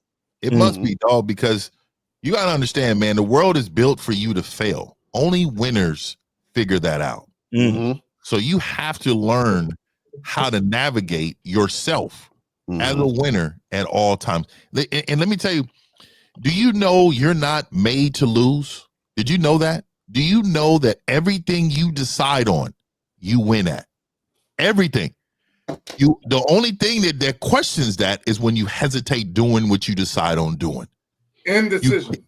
Indecision. You cannot say, like, for example, I'm gonna season me up some chicken today. I say, you know what? I want some jerk chicken today.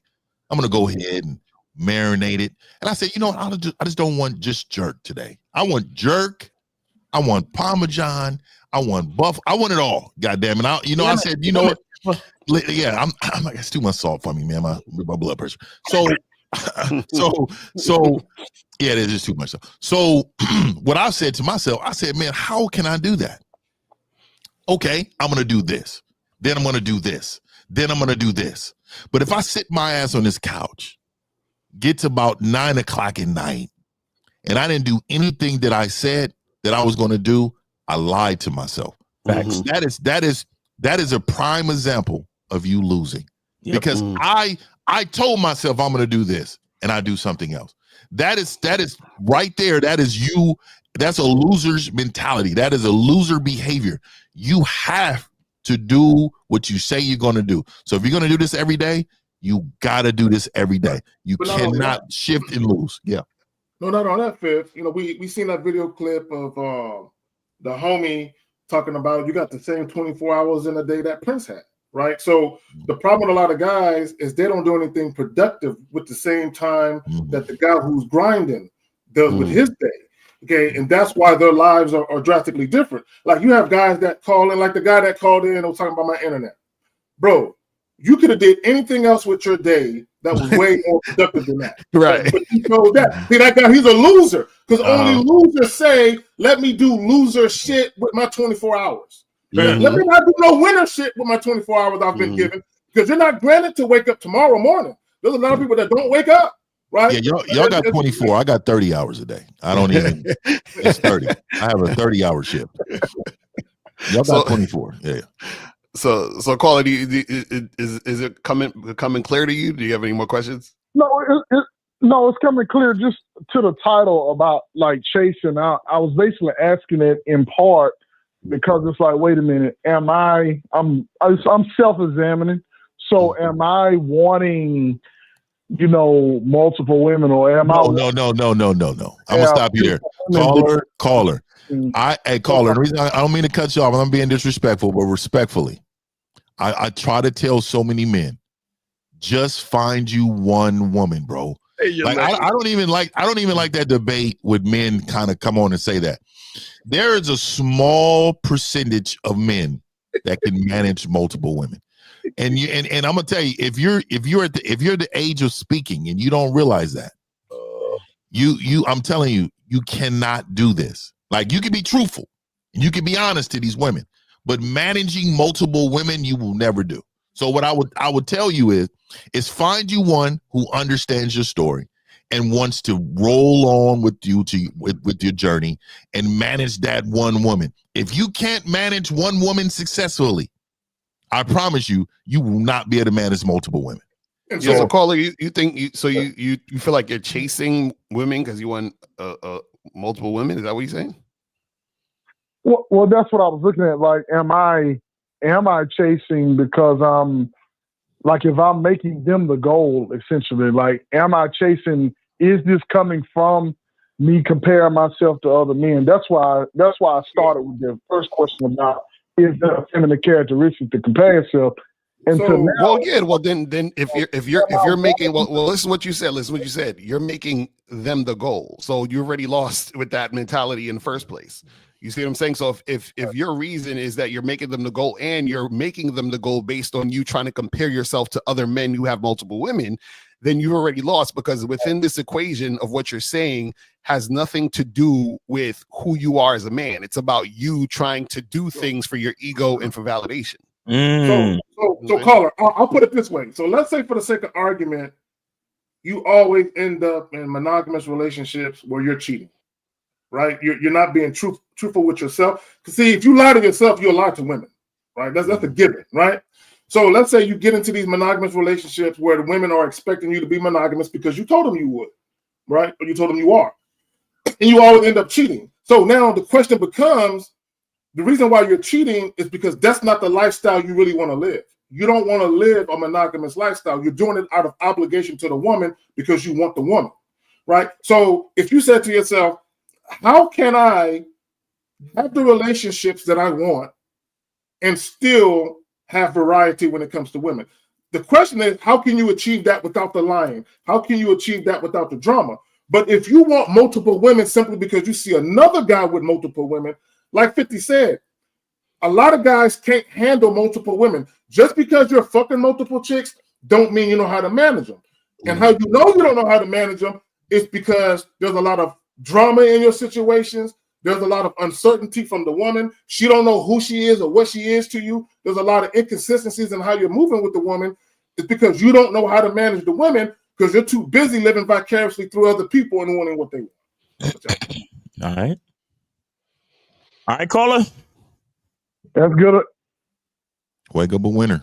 Sure, that's a tough game, man. I appreciate you. All right, man. Thanks for calling, man. Good call. Good questions. Take it easy, bro. All right, so we got 336. You are on live with the Real Game No Theory panel. Name, age, city. How can we help you? Afternoon, gentlemen. My name is Jeffrey, and I'm 23 years old, and I'm from Greensboro, North Carolina. North Carolina. What's going on with you? Yes. So my question is would it be considered a sign of weakness being aggressive with a woman, specifically escalating my desired pursuit of interest when I'm involving myself with that particular woman? What? Wait. He's using that PUA shit. Is he talking about physical escalation? What the fuck is that? Oh, so wait, slow it down a little. Is he talking about? Is he asking if it's okay to be physically aggressive when like physically escalating, like kissing and touching her and sexually escalating? Is that what he's asking? Caller, clarify. Can you caller? Hold on real quick. Caller, hold on real quick. No. Do us a favor, caller. Do us a favor. Give us an example of something you did. That's relates to your question. Thank you, Zach. All right. So let's say you're with a girl and no, caller. You're something you did. You did. No, you did. I don't think he did it. I don't think he did it. So you asking these hypothetical questions. I can't stand on it, man. So you're about to ask a hypothetical question, young man, or did this happen to you? Which one? Did it happen to you, or are you just reaching? I'm reaching. Okay, young man, listen. Okay, this is what I don't understand about you guys. Why do y'all conjure up shit that has never happened? You might as well add dragons and fucking zombies to the shit. It's like it's never going to happen because, young man, you don't have enough game to even talk to a woman. So it's like you are moving to calculus and trigonometry, but you don't even know how to count. What does everything you're saying have to do with the fact that you don't even know how to present yourself to yourself? I'm not even talking about a woman. You don't have any standards. You don't have any laws, rules, codes. You have no principles. You know my old saying, you know you can't fuck. You know you can't turn a woman on and make her pussy wet. So with all this you're saying, what does your question have to do with anything when you're all fucked up? What does that question have to do with anything, buddy?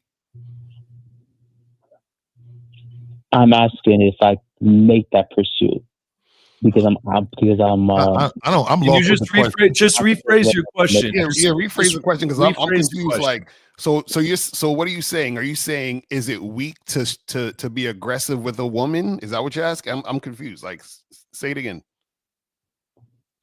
Would it be weak for me wanting to escalate the interest that I want from her? Like, I tell her to do something, do this. Would that be a weak thing for me to do? But what makes you think it's weak to tell a woman to do something you want to do? But what does he want to do? Yeah, what do you give us an example of what you would want to do? Yeah, what do you want to do? Let's say I want her to meal prep for me for the week. You want her to what? Meal prep. Yeah. Meal prep. Yeah, because you're what? You're like a bodybuilder, or you're just trying to maintain a certain aesthetic with the physique or whatever and health. So yeah, you want her to meal prep, and then you tell her to do it, and then what? Yes, I make that demand from her if it's possible, and I'm asking if that would be like too much asking of her, especially. Wait! Hold on. Did you say demand? I got the question now. I got it. So he's asking if he wants his girl to do something for him. For example, meal prep for me. Put together my chicken and my rice and my broccoli and everything. So I'm meal prep. Is it weak of me to be really aggressive in telling her to do that? I think so. Yes. I don't think you should be ordering your girl to meal prep for you. If she wants to do it because she wants to do it for you, great. But, I don't aggressively tell my girlfriend to make me food. I may ask her nicely, hey, babe, can you make me something? But I'm not saying, hey, make my food. That's me. So, is that what I'm getting right here? Did you aggressively demand a glass of water just now? No, I tapped on my glass and I said just like this, and she went and got it for me. Give me this for a second. Okay. The beautiful. Give me that for a second. So listen. So please repeat, Eric. You tapped on your glass, correct? Correct. Now, when you're, and no disrespect to you, your union or your woman, but when she hears that sound, she understands something, correct? Yes. Okay, good. Now, caller. This is what I was about to say. Earlier, I heard you say the word demand. Am I correct when you said to demand a woman to do something? Correct. Okay. Now, listen. I want you guys to understand that there is a huge difference between demanding and commanding. Okay, there is a very huge difference between command. Now, Demanding means to aggressively request something from someone. So I might, like you, like if I was if I was on a panel with a bunch of idiotic PUAs named Marcus, and I'm asking him a fucking question, and I'm like, question for you, Marcus, question for you, Marcus, question for you, Marcus, because he wouldn't shut the fuck up. That's me demanding something, because I'm not in a room of people that even have met me or know me. You understand? So they're not giving me the respect that I think I deserve. So that's why I left the situation, because I realized that there was really no purpose in that. You get what I'm saying? Now, that was me demanding something, right? Here's the difference with commanding. I want you to notice what Eric said. He tapped on his glass. His fiance heard the sound and automatically brought him a glass of water. What now? Think of the word command, right? Notice demand is asking for something aggressively. Commanding, think about a computer. When you put a command into a computer, the reason why the computer brings back what you asked it was because there was some type of programming preloaded into the software that tells the computer what to do, right? So that clicking of the glass that his fiance heard, that was the command. Based on the understanding, his fiance brought him the glass of water. But how did all that happen? That all happened because of the influence, respect, and possible vetting that Eric has done over the course of his relationship. So his woman knows, hey, when my man is on the podcast and he's making that money, and if his throat gets a little dry, I got to do what I got to do to make sure he's okay. So at this point, all he has to do is click on the glass, and that is a command, because there is an understanding that has been created between him and his fiance. Okay, so here's the thing. What you're talking about is, it sounds like you're dealing with a woman that you have no influence over, because you have to demand your meal prep. He doesn't have a woman, though. He doesn't have one. Go ahead. So let me get into this, because silverbacks, we move just a slight bit different. Okay, just a slight bit different. So I was taught, and I'll never forget my father. I always shout out my father, man. My father was a cold little. I'm gonna have to get him on camera one day. He's 76. He probably will never do it, but he always told me. He said, "Look, we give women options, right? We give women options, but your value makes her believe she doesn't have one." So what I'm going to tell you is, wait. Pull that back.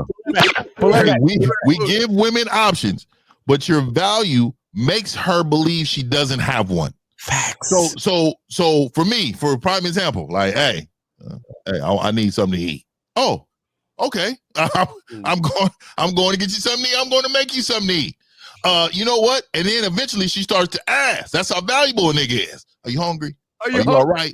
Is there something going on? But then also, let me get into the demanding a little bit, caller. Let me go ahead and let you know. Look, let me tell you. So certain women, and I'm only going to say certain. It's not, I'm not going to unify all the women. Certain women like demanding men in certain areas. So let me give you an example. Hey, go make me a sandwich. Go make it fucking right now. Hey. She loves that. Oh my God, I love it. I'm dominating this woman. This is what she likes about me. She loves for me to take her over in that way. But like I said, I don't really show that to you all, because that can get very dangerous to men that have previously been weak. What happens is you get a sense of power, and you disrespect the woman when she's not supposed to be feeling disrespected. I know you guys on the panel understand that, but the men that never has had power, for everything and how you put things. And it's very dangerous for me to teach that. But I do show men, a lot of men too, on the membership, is how to hold that, because that's who I am. I'm a very domineering person. But again, if you have value, she believes that she has no options but to do it. So to your point, because I always talk about, don't give women options when you're dating.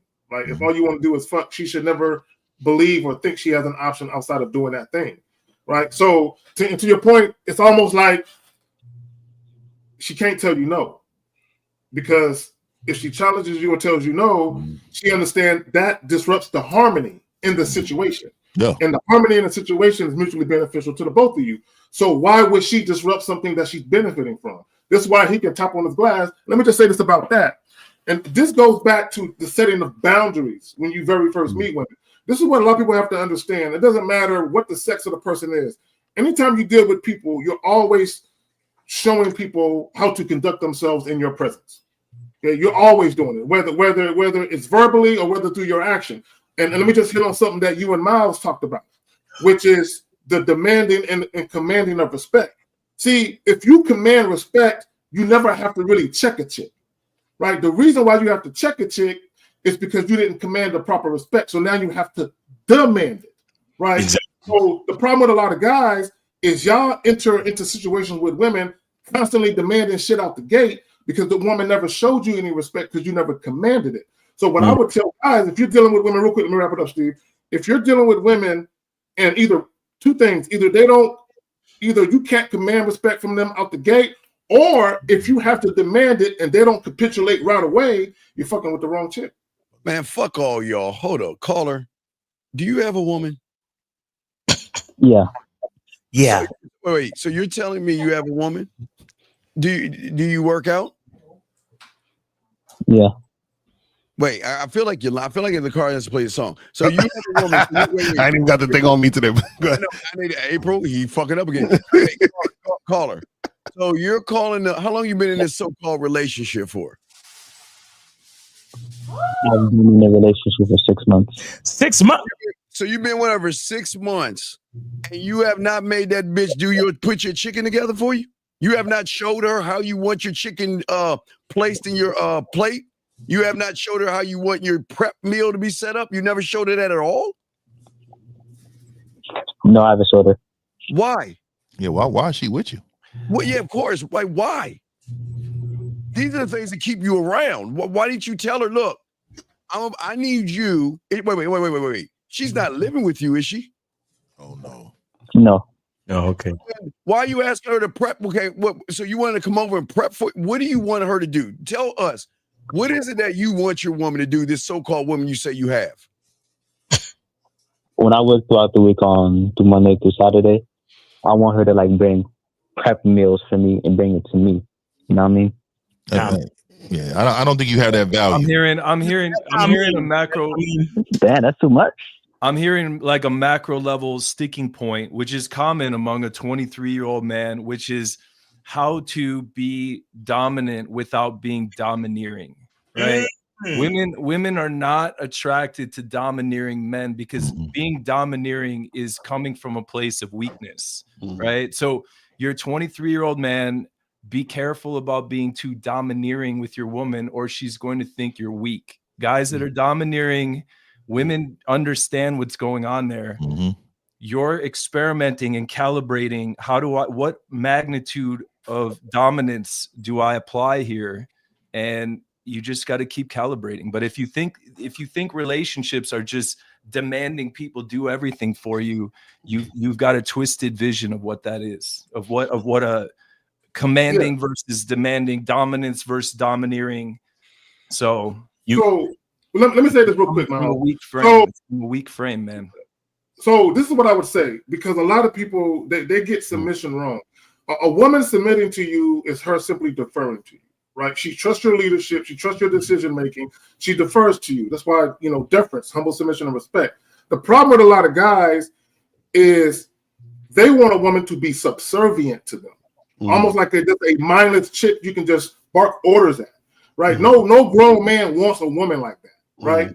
So we want a woman who's submissive to our situation. We want a woman where we're harmonious and we fit good together, right? And we can move forward with doing what we need to do. But a lot of you guys, you just want a woman you can bark orders to, and if that's the case, just get yourself a dog. my thing is this, caller. See, my issue with the whole thing is the fact that you are unsure about how to ask your woman for something, right? Or you are unsure about how to instruct your woman to do something that you need her to do. That is the real issue. And so that makes me want to ask you questions about yourself, about the dynamics of the relationship.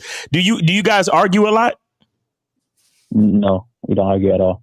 So why are you so unsure about how to instruct her to do something for you?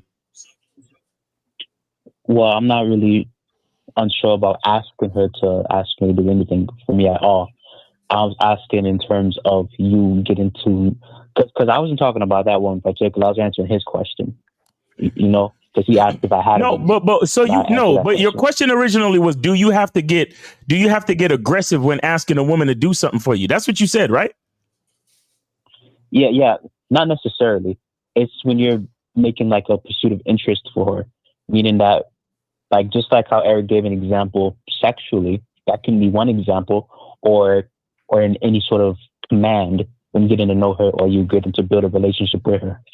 So go ahead, El. No, I was gonna say, it just sounds like you scared to tell her to do something because you're afraid she's not gonna do it, and then you're not gonna know what The to only do after time, the only time I'm getting really aggressive with a woman is if there's something really serious going down and she's not hearing me. If me and my fiance are trying to figure something out, I'm going to explain to her my point of view. I'm going to take her opinion into consideration. If I feel very seriously about whatever issue we're discussing, I may amp up the aggressiveness a little bit.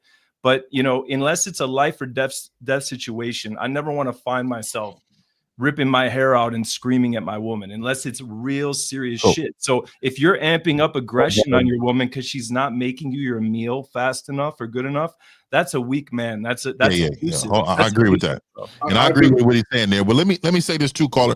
So you got to remember too, it is leadership is verbal and nonverbal, right? So when you're verbal, you can say things. Hey, I want you to meal prep and stuff like. But being also a leader is also showing her, okay, look here, I want you to come over. I'm gonna meal prep, and I'm gonna show you how to meal prep for me when the time comes, right? So then you start to show her, right? And you show her that day. The next week you do it, and she comes over, she sees it, it's lined up. If a woman sees that as value for you, she's gonna want to be a part of that. And it's going to be just like this, the tapping of the glass, right? She's going to see that that's a need for you, but you have to put her in position. A lot of you young men, especially, and I will say the older too, but a lot of you young men, you don't have a woman in your life think you need to teach her. You think you need to tell her. No, you have to teach the woman in order for her to understand this is what it's going to be like being on his journey. I'm joining his journey.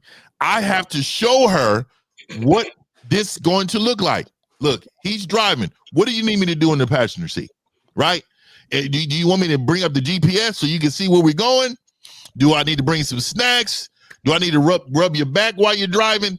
These are duties that she needs to understand, but she can only understand them if you teach her. See, a lot of you guys are on cruise control.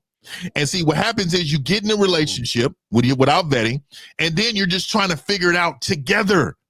Men should never be with a woman when you have to figure things out together, right? You have to be the beginning and the end, right? And if you're not the beginning and the end, then this is when her consideration comes in. Like Eric was saying, hey, look, this is what we're going to do. She said, you know what? I did this before, and I actually went this way, and it'll probably be a little faster. All right, well, shit, let's do that. Because as a leader, I'm empowering her. I'm empowering her to give me her best, which is the knowledge of things that I may not know, but that doesn't mean that I'm following her. I put her in position at that moment to give me the best advice she has based on her experience that I may not have saw. Right. So then I'm using that to guide us in a direction, and I'm going to take the loss if we fail, because I chose at that time to listen and hear her. So let me add this real quick. So also, Colin, what I would tell you is women want to be useful to a man. They really do. They really do. They want to be useful, but at the same time, they want to benefit mutually from being useful to you. Right. So I'll give you an example, right? Just something minor. I remember I had this chick I was dealing with, and she noticed that when I would go to a restaurant, I would get frosted mug, right? She noticed that. So when she would come to the crib, when I would come to her crib, rather, she would always have a frosted mug in the refrigerator. Right? Back in the day when I was drinking beer, I don't drink anymore, but back in the day, she would always do that because she noticed that. So she's like, oh, he likes that type of thing. Let me be useful and provide that for him, even though it's something small, right? But when women actually fuck with you, they pay attention. Right? They pay attention to certain things. So they might, on their own, maybe they might go to the grocery store for them, but they pick you up something because they saw you like this. But even the type of, she knows he can't get up during a live stream. Yep. He needs some water. So let me be useful to him, right? But she's being useful to him because she understands me being of service to him benefits me. I get value from this man, so I'm giving it back. Right. So I think caller, I think the thing you got to ask yourself is, why haven't you said anything yet? It's probably because of a fear of response. Right. That's what I'm saying. Yeah. Because remember, you called in and you said, well, does this make me look weak? So you're afraid of looking weak in front of the chick. Yes. Cario's already weak in front of the chick, dog. Right. So and that's one of the main problems. And I think the best solution here, you guys chime in if you think so, but I think that he needs to acknowledge his wrong and say, hey, babe, I didn't mean to get overly aggressive about this. It's something that would be very helpful to me if you would do X, Y, Z. But he hasn't even done anything yet, though. That's the thing. Look, here's the other thing you need to understand, man. And a lot of these guys already said this. Women want to, I'm generalizing here, but you know, what is it? 90% or more women want to please their man. When you're the right dude, when you come to her correctly, she's going to give you sex, not just give you sex, but give it every which way you want it. Your wildest dreams come true. You know, she's going to tend to you. So if you're not getting this type of behavior from women, then there's a core level change that needs to take place. And you're 23 years old. Stay on the path. Keep thinking about this stuff. Keep experimenting, learning everything you can. And you will find yourself having more. Get coaching. Get some coaching. Get some. Yeah, definitely. Man, you afraid of your bitch because y'all be arguing all the time. You're a liar. I don't be arguing. I don't. So what you so afraid of? What the fuck are you afraid? Either that or you afraid of losing her. You afraid of losing your girl? Something. Yeah. Or his demands are unreasonable. Or his demands are unreasonable, right? Like, I'm giving you up, right?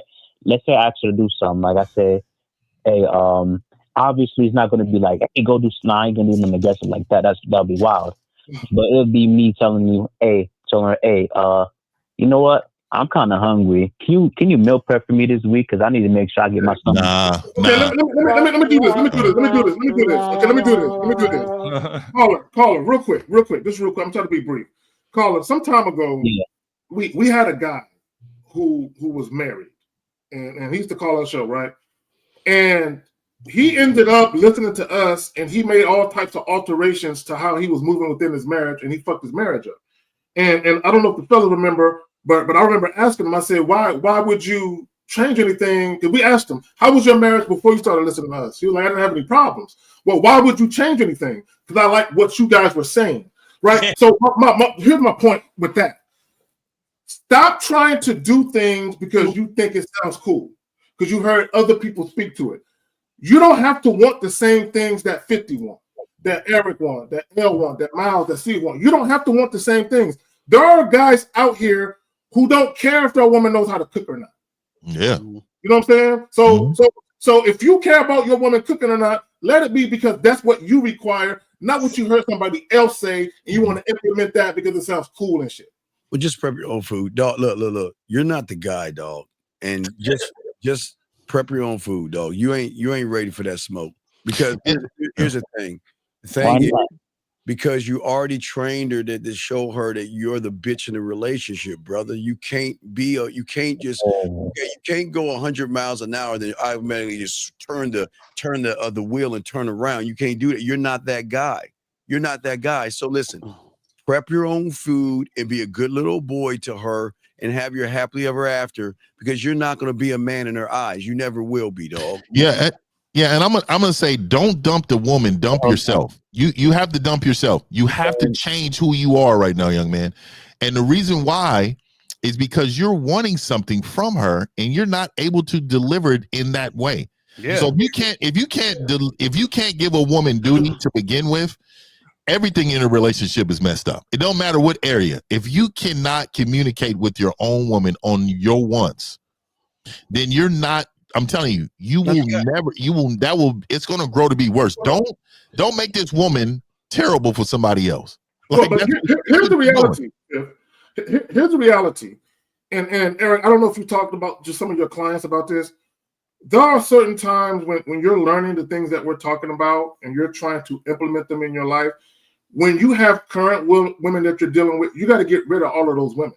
When you are reinventing yourself and you are taking and you're adopting a new mentality, those women will never look at you as the guy who's evolving. They will always look at you as that guy they thought was a bitch. So you literally got to leave those women alone and reinvent yourself and deal with new women. So those new women see the new you. They never saw the guy who was on the come up and who was just learning himself. Now they see a guy who is way more confident, way more self-assured, and he moves differently, way more consistent. Right? The new woman, in many cases, except as a side, will never appreciate your evolution. Eric, young man. Yeah.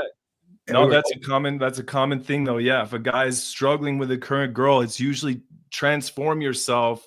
And then if by chance later down the road you cross paths with her and she sees a better version of you, great. But oftentimes that first impression sticks. It's hard. There's no struggle. At the end of the day, young man, look, hey buddy, look.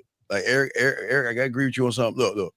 Your job is to be a good beta, be a good guy, and go with your happy ever after. There's nothing wrong. Don't rock the boat. Don't try to be a man. Don't try to be demanding. Just be the feminine guy you are right now and be happy you have a woman. Because I'd rather you have something than have nothing, dog. So teacher, man. Because Carla, did you notice how you said it? You said, "Hey, I'm kind of hungry. Could you maybe possibly?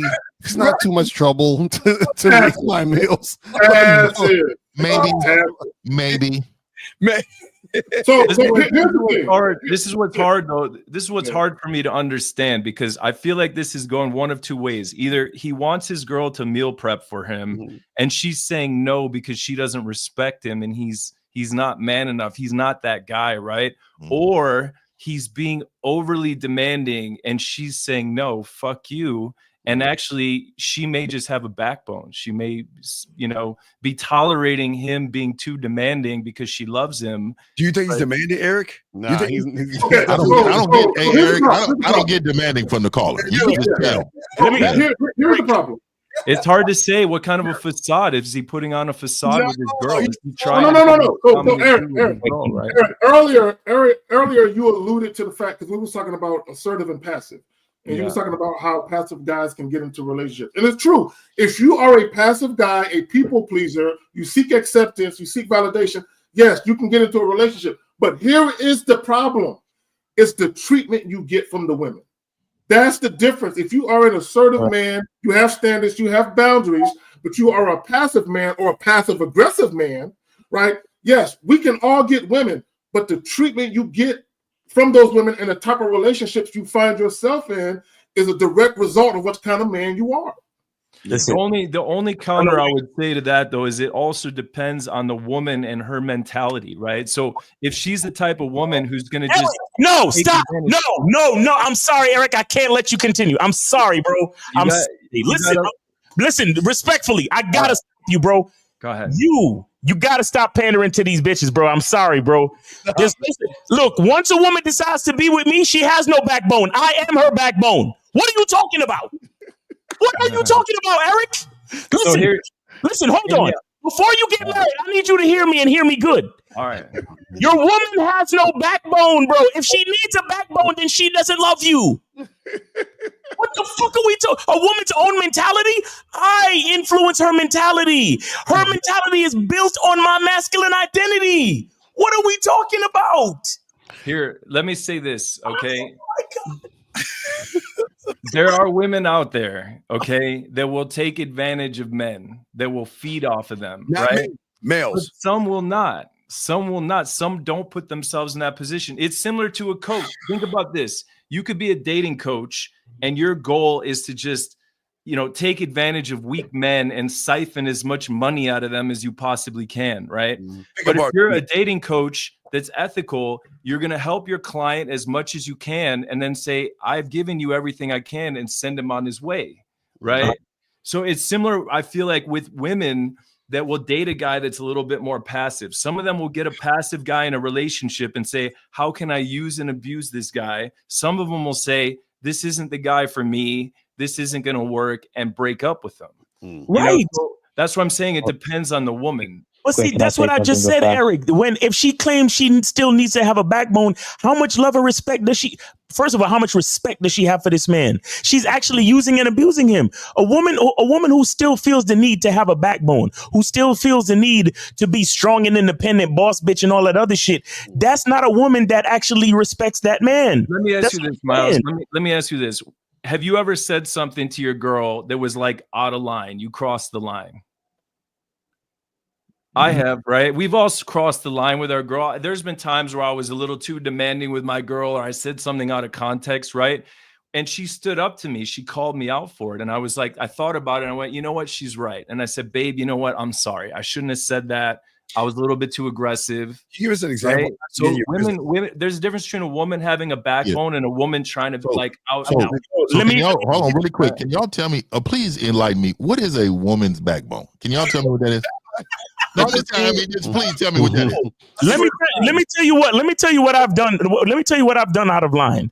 I have said things that has fell short of the standards that I've created, and my woman has reminded me of my standards. That's what I'm trying to explain to you. That's the difference between a guy like me and most other men. A woman is only going to fall back into the standard that I've created. Now, because I'm human, I might create the standard and then fall short at times, and then my woman will remind me. But to say that I said something out of line? No, here's all I'm saying. If I said something out of line, it was only out of line. It was only out of line with with my masculine identity. And so she reminded me of the standard that I've set. And so she got a backbone. There's a tiny nuance. There's a little tiny nuance that I have here. What you're basically saying is people will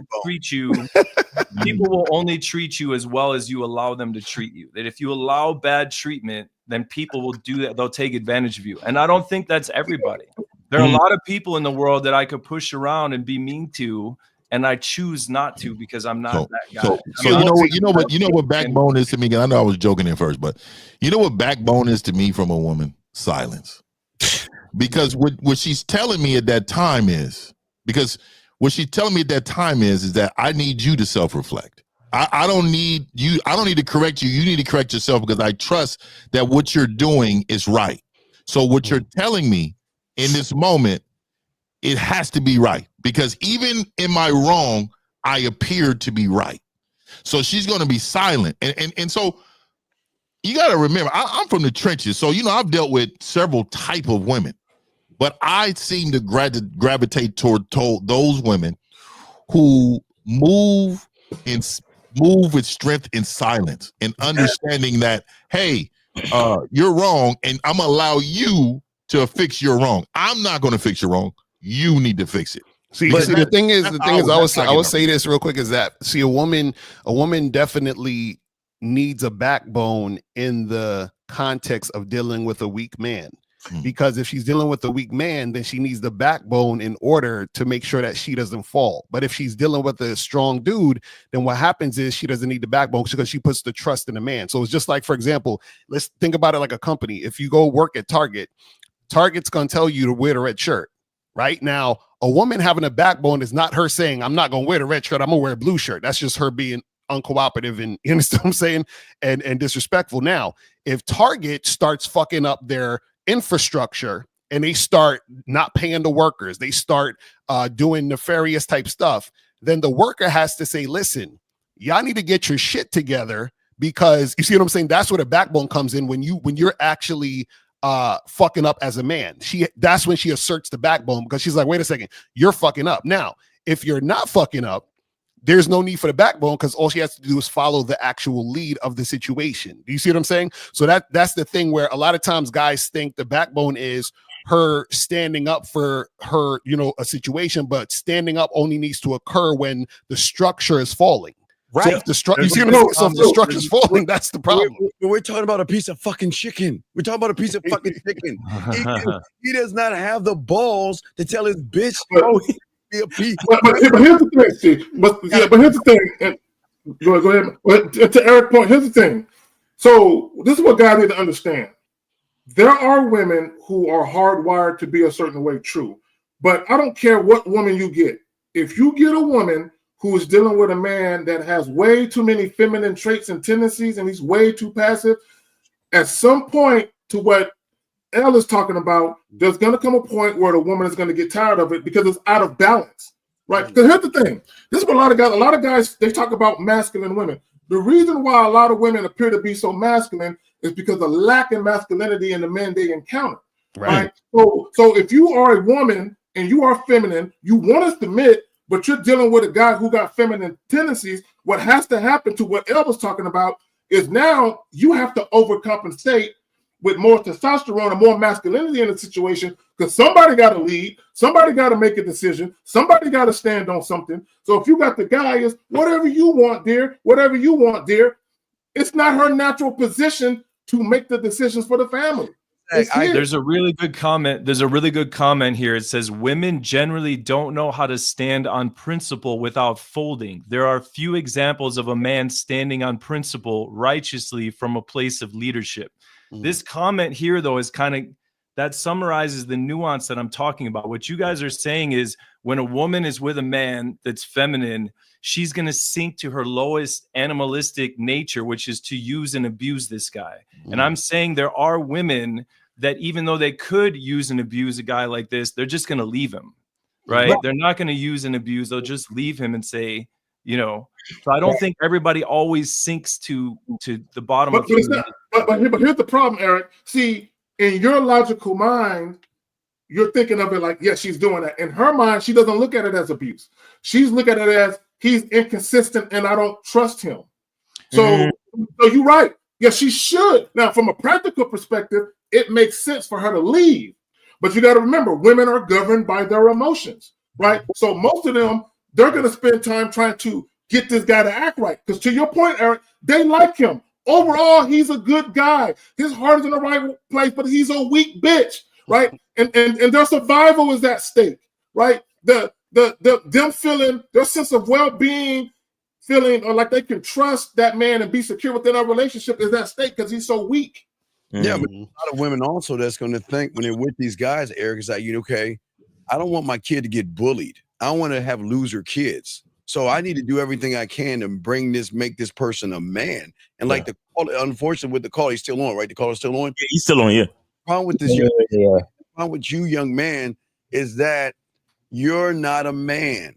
And the problem is your woman knows that. And she likes the role that you're in right now because you're too chicken shit scared to ask for her to prep your goddamn chicken without feeling that there's going to be an argument. So the thing is, Eric, the problem is most women should be dominant outside the doors of real men because so many young men like the caller is so feminine, so soft, so scared, and so fucking fragile. He can't even tell the bitch make me prep my meal without thinking over it. Caller, I'm asking you this question. What do you think is going to happen if you tell her to prep your meal? What is the worst thing that's going to happen? I know, because that's about it. What? The worst thing I think will happen is maybe just a no. How do you know? Why don't you find out then? Stop trying to conjure it up. Why don't you just find out? That's true. But now, let me say this though, right? Yeah, go ahead. When you talk about the woman and I'm dealing with her for 6 months, I already know that my position with her is not, I already positioned myself in her head a certain way, so I can't change that, and I'm not trying to change that. Now, my question is that when I'm dealing with a new woman, how would I look if I'm commanding those things like you said? Oh my God. We just answered those questions. You probably need to rewind on here. But, you need coaching, bro. You need coaching. You need coaching. But let me ask you this: prior to being with her 6 months, how long was you talking to her before you got in a relationship? I ain't go. It like 2-3 years. Oh my God! So you was with her? You was talking to her 2 to 3 years? No, there's no way, dog. This is why you're afraid, because you was a friend zone dude that finally wore her down to get into a fucking relationship, and you know deep down she don't like you or fucking respect you, so she will never make your fucking chicken for you. You will never make your chicken, bro, and you're asking something you already knew. What you really was asking for was a technique in order to get her to do it. There's no technique to get her to do it. She has to value you in order to do it. So y'all was friends for 2 years? Three. Yeah, 2-3 years, but I'm not worried about her anymore. You know what I mean? Oh, stop it, bro. You know what I can't stand the most? The worst thing I can't stand with men is men who disrespect women because their leadership sucked. Don't shit on this woman because you sucked. You were a terrible fucking guy, and now you're gonna be like, oh, fuck that bitch. I'm not worried about that bitch. I don't need her in my life. Caller, that's you, bro. That's not right, bro. And I can't stand on that. No, he's talking about caller. Listen, he's talking about you trying to save face, talking about you're not worried about her no more. Yeah, man, it's not right, dog. It's not fucking right. You've been worried about her for the last 2 years plus 6 months, my dude. So stop it. And for you to shit, and this is why I don't like the red pill shit. Because these motherfuckers sit around a table and talk bad about women because their experience with women sucked. And then they want to trauma bond and talk about, oh, this is what women's nature to do this because they did it to me. And because I can't do it, I got to fly across the country to get with a woman who's impoverished to be with me because I feel like the women here don't value me. You bitch ass men. You know what, caller? This is the inner bitch I was talking about. You are a bitch. And all men like you fuck women. No. You fuck women up. You fuck women up, and then you expect men like us to clean your mess up. Fuck you. Hey, I'm gonna keep it a bean. I'm somebody who's real like thorough for the most part. You're not thorough. And the fact that you said for the most part. Yeah, caller. Thorough and for the most part don't go together, my dude. It don't work that way.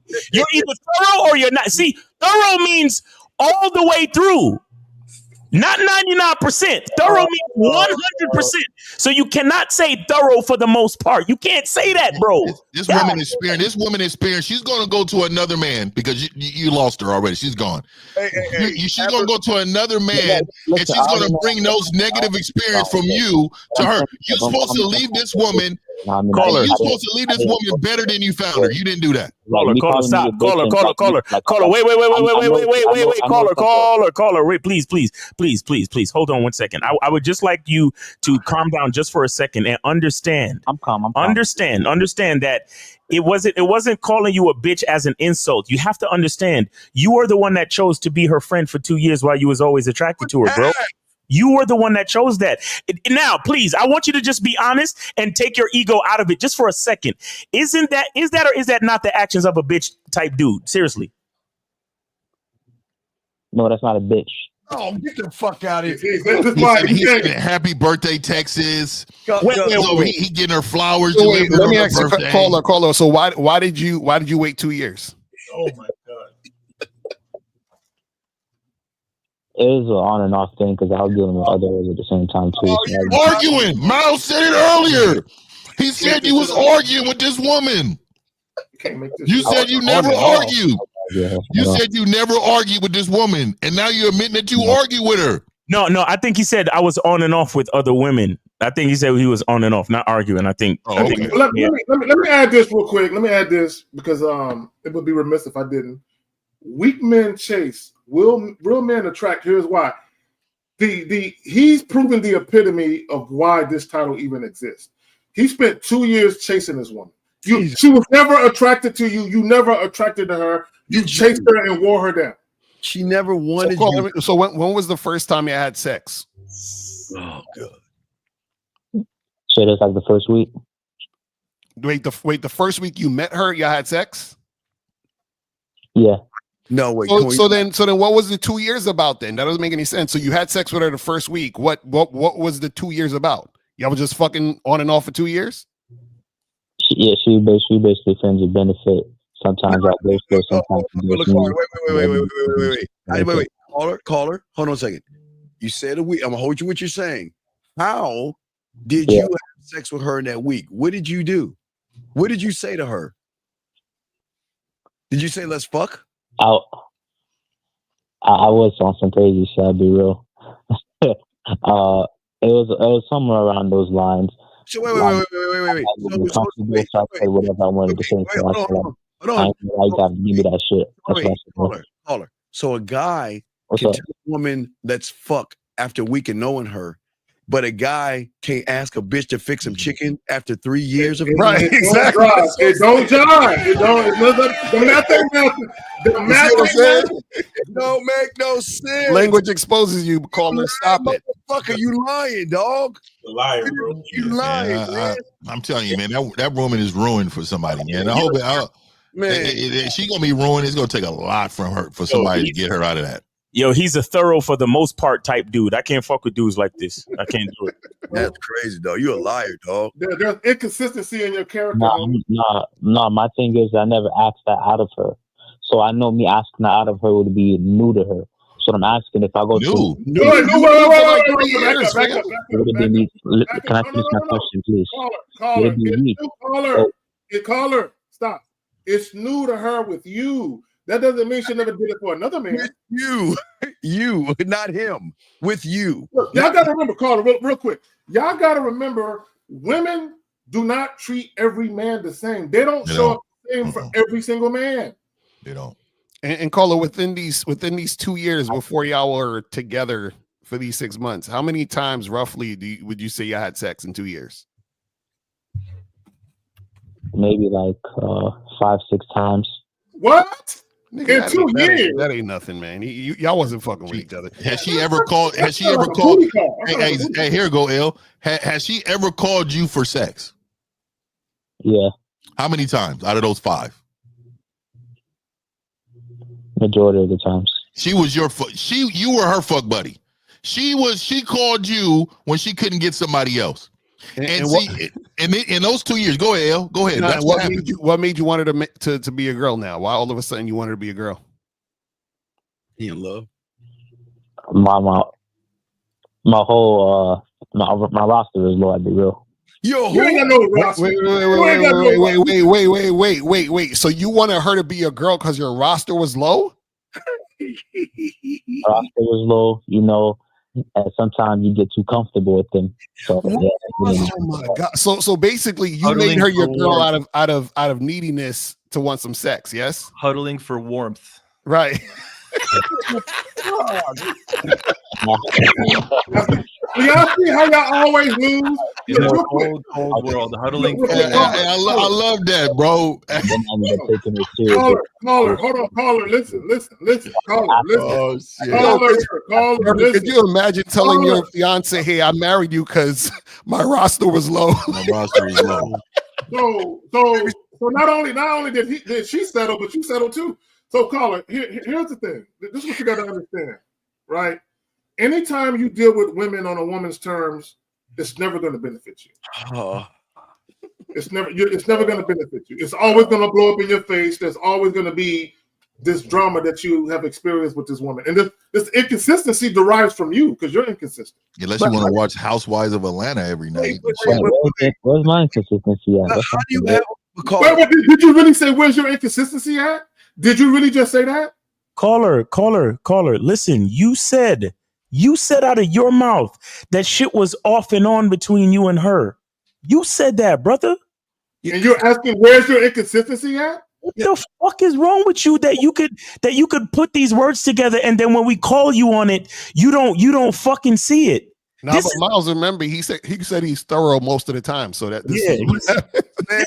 The fact that you said that means you're inconsistent. All of this shit is why your girl don't fuck with you really, and why you can't ask her for nothing, and why you know you afraid to ask her for shit, because you know your leadership is inefficient, homie.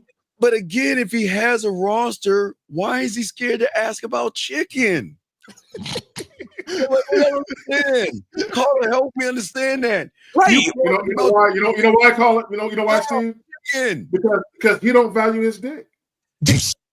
No, seriously. Because here's the thing. Y'all know like I know. Even when you just simply dick a chick down, you feel like you gave her too much. Yeah. You feel like you gave her too much. Especially if it's platinum package. No, you gave her. You just with the strength of what you do. You feel like that's worth her cooking something. No, she never have to ask. Cooler, caller, how many bitches on the roster now? Shit, this her and another potential free agent. What? So you going outside your relationship, caller? Is that what you're saying? Does she know this? No, I don't give a fuck if she know. Oh, come on, man. See, I can't stand. You see, you're not that guy. You're not that guy. You see, you're a slimy nigga. This goes back to what I'm saying though. His girl is not making him food because he's being domineering and coming from a place of weakness. He's saying, meal prep for me. And she's like, who the fuck are you? I meal prep for good dick. Men. You know what it is, Eric? You know what it is he's being passive aggressive. See, his default setting is passive. Yeah. He talks in a passive way. He acts in a passive way. So now what happens is she already formed a perception of him throughout the years. Yeah. So now when he try to poke out his chest, she's like, "Who the fuck are you?" This is why they get mad at Pookie and Ray Ray though. They get mad at Pookie and Ray Ray because Pookie and Ray Ray tell them, "Hey, get in that kitchen and make me some chicken and broccoli." Right about that. Manhood is right about that. Exactly what he said. So that's the reason I'm asking if I move on from her, which I will eventually, because you know. What do you mean eventually? Why not now? Why not today? Pussy. That's all she really gives is pussy. So I'm asking is if I move on to a new girl, right? If a woman only gives you pussy, you created that environment for yourself. Pussy does not matter to me. If you move on to a new girl, you're gonna repeat the same mistake. Immediately. I need you to hear what I'm saying, guys. Eric, say it again. I need you to hear what I'm saying, guys. Stop talking for a second. If you move on to another girl, you are likely going to repeat the same mistakes, because I don't hear you acknowledging your mistakes. You're just like, all right, I'm going to move on to another girl and repeat the same shit. Right. You need to. There's a behavior change. There's a mindset shift here that you're not understanding. Facts. Yep. Nigga, we talking about chicken here, nigga. We chicken. I agree. I didn't make the initial week leadership effectively. It was poor effectiveness in terms of me being able to communicate what I wanted from the beginning. Caller. Listen. This is what Eric was talking about with.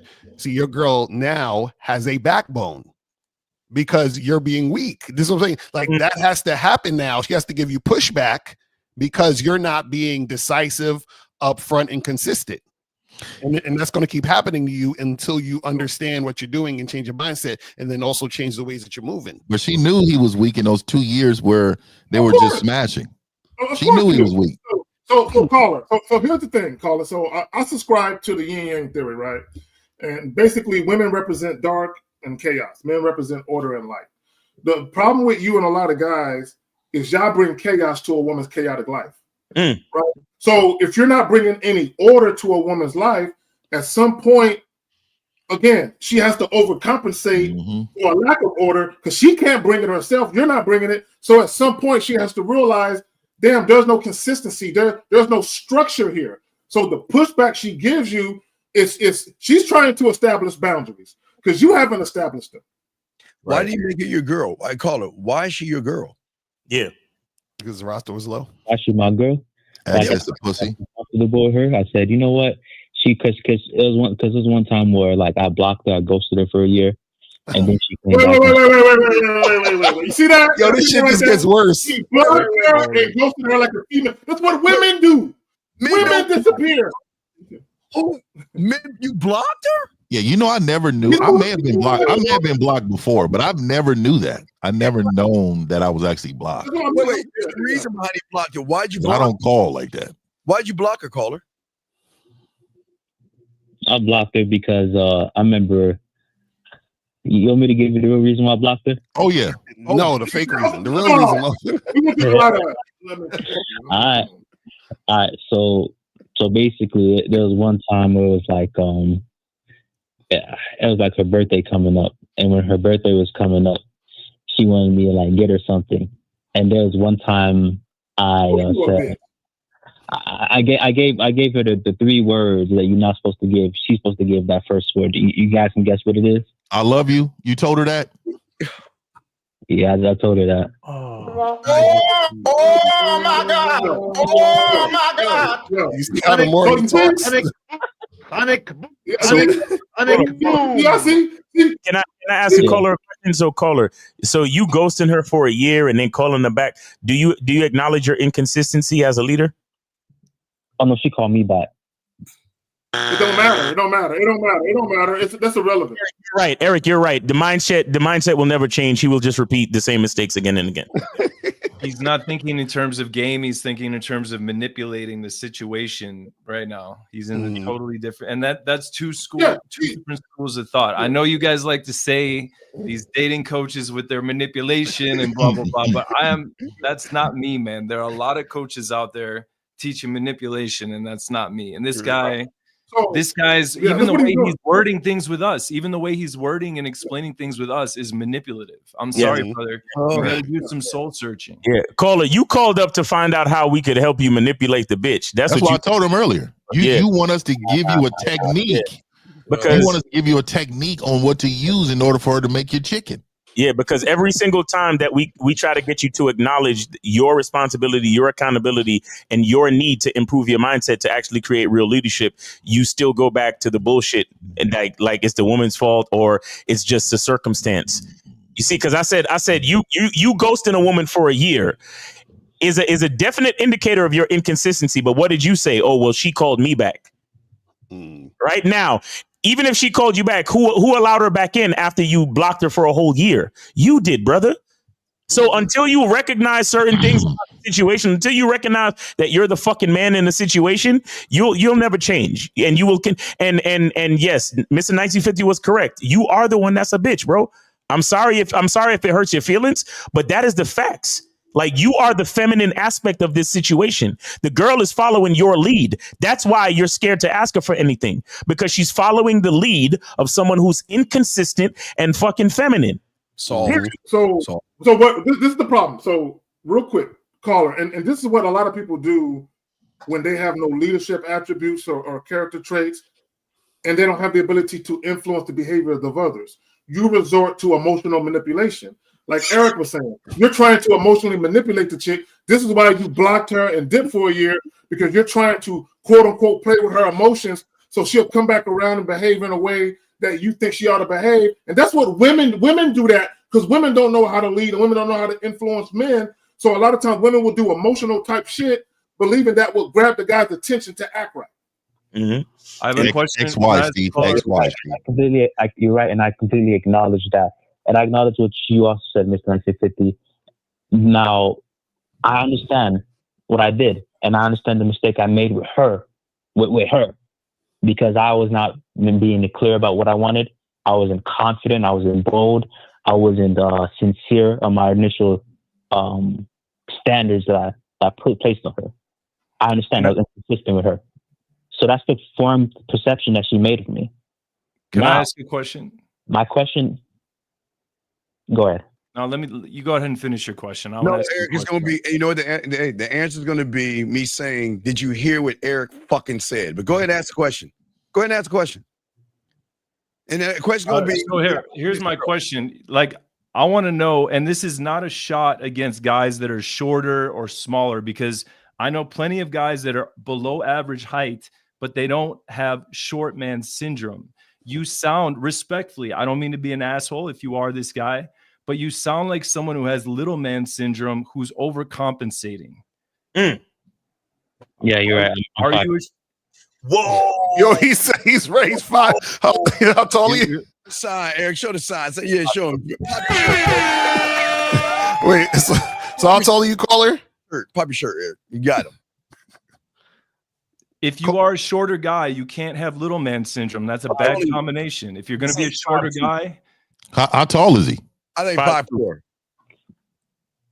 He's at 5'4". This is classic overcompensating behavior. Damn, caller. She could probably. Hey, you might not want to raise your tone to this woman.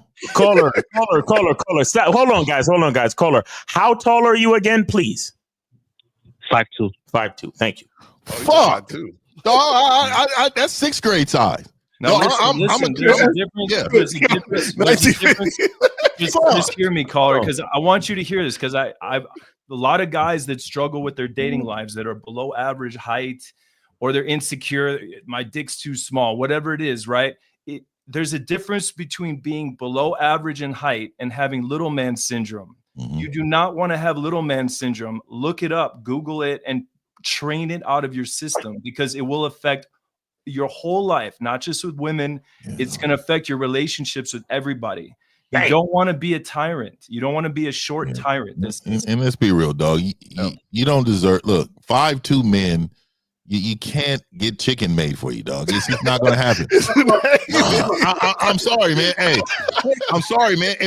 No. I'm telling you, you lucky. There's laws out here to protect you, caller. Because everything you have, I would personally come in and take from you. And I'm only telling you this because this is the truth. You're protected like women. You are protected like a woman. Like you are. These laws for women, for them to walk down the street peacefully and nobody do anything, it's for you too, caller. Because they're 5'2". You're probably about 130, 140 pounds. We would take your shit. We would take your shit. So I need you to understand, just like the caller, and I'm joking with you, caller. I'm playing around. But what I wanted to tell you, just like he said, I know a guy right now, one of my homeboys, and I'm going to use him because he was actually in a wheelchair. He's passed away now. Recipe, my boy Ack. It did not matter. He would get the bitches I would get.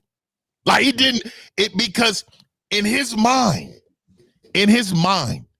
he thought that he was 6'5", walking around, jump roping. There's nothing you can tell him that he felt like he couldn't do. Mm-hmm. So what I'm going to tell you, caller, Eric is so right about the little man syndrome, but I'm going to add this. I'm going to add this too. It's only there because you're following society standards. Mm.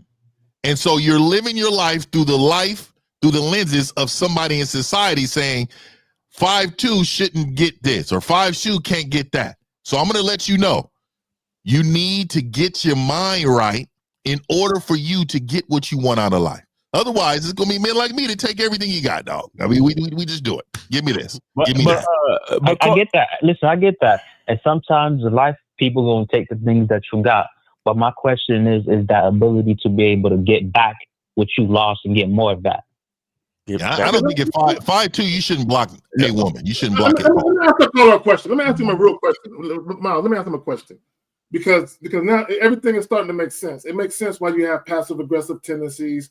So, and I'm willing to bet that, you lack self-assurance too. So let me ask you a question. Is part of the reason why you're still dealing with this woman is because you're having issues attracting the women you really want? Mm-hmm. Partially, yeah. Okay. That makes sense.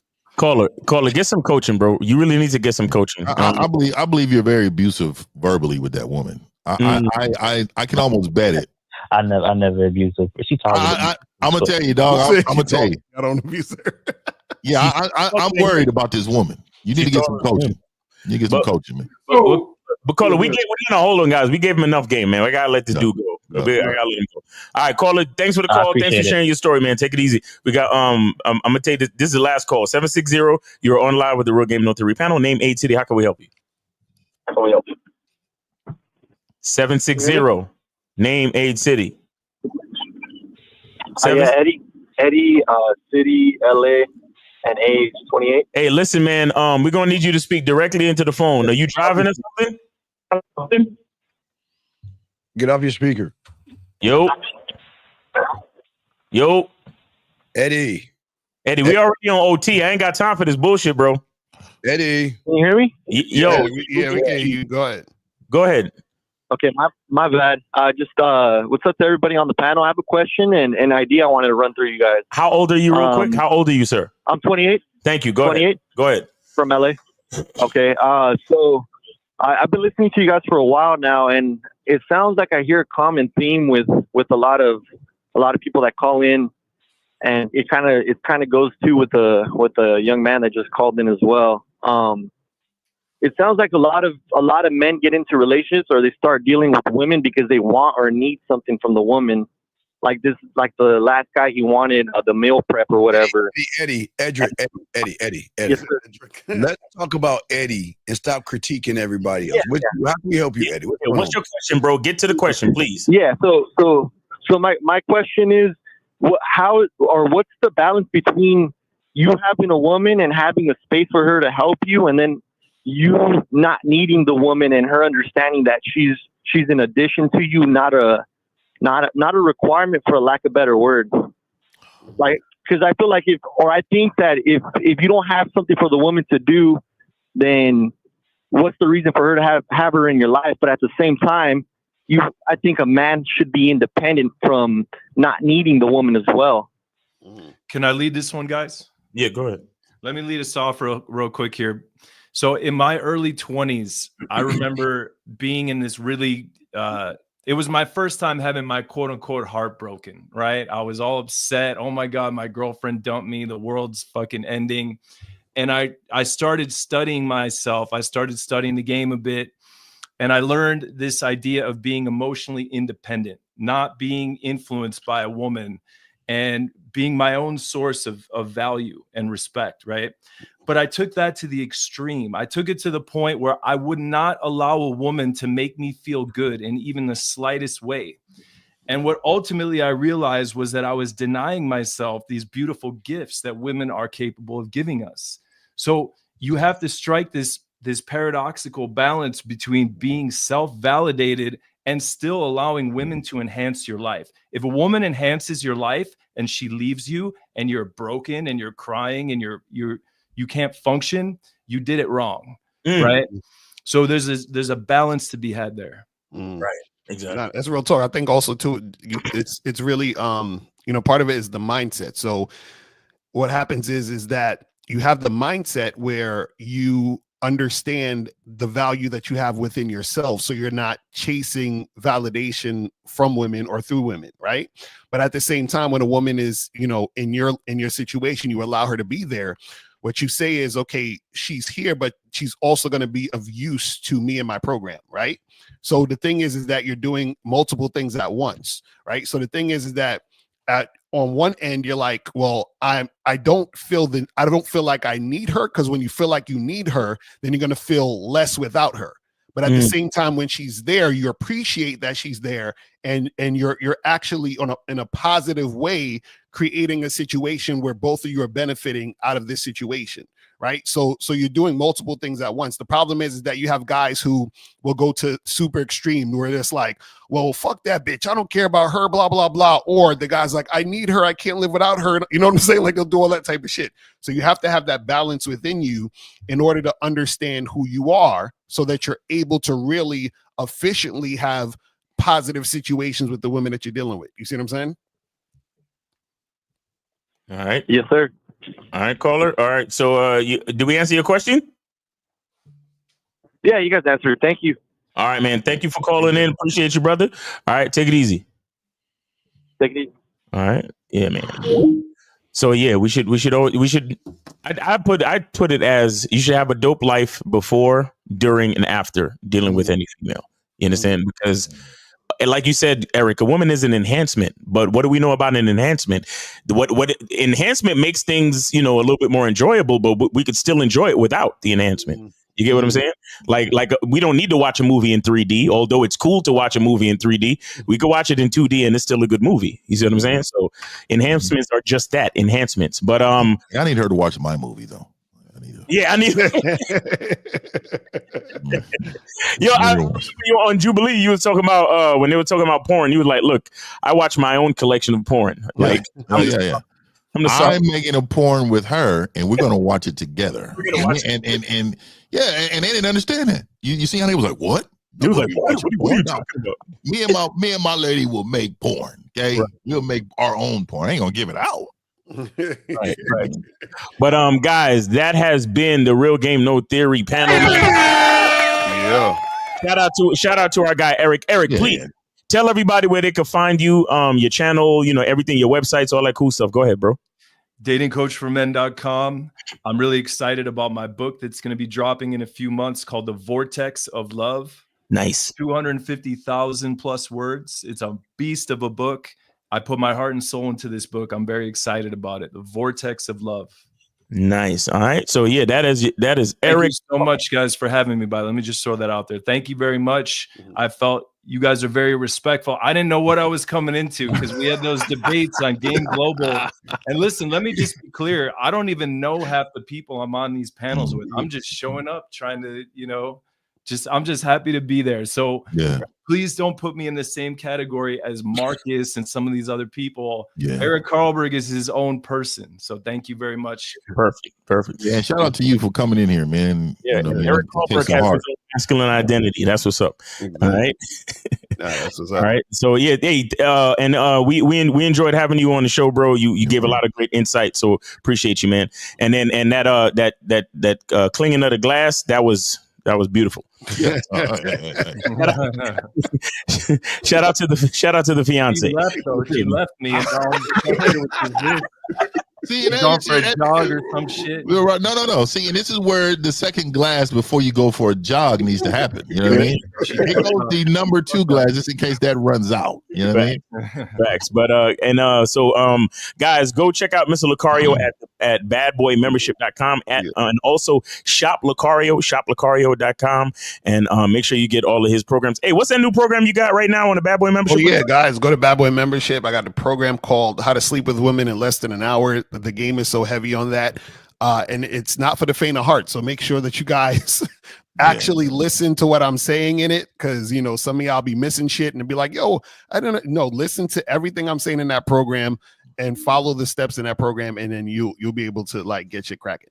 Exactly. All right. And we have The Man Mindset. Go to YouTube and search The Man Mindset. And then, of course, Steve the Dean, his Cash App is his Cash App is The Man Mindset. Gmail.com. Yeah. $The Man Mindset. And you can email him at themanmindset@gmail. But yeah, that's Steve the Dean, man. You got anything going on right now on the website or anything? Just working on the school, getting ready to get my school opened up for my guys, man. Started working. We're working on that, getting that together. So, all right, that's what's up. So make sure you go check out the Dean at school and get with him. And that's Steve the Dean, The Man Mindset. And of course, check out K Zaggin, The Return of Manhood on YouTube and manhoodisaskillset.com.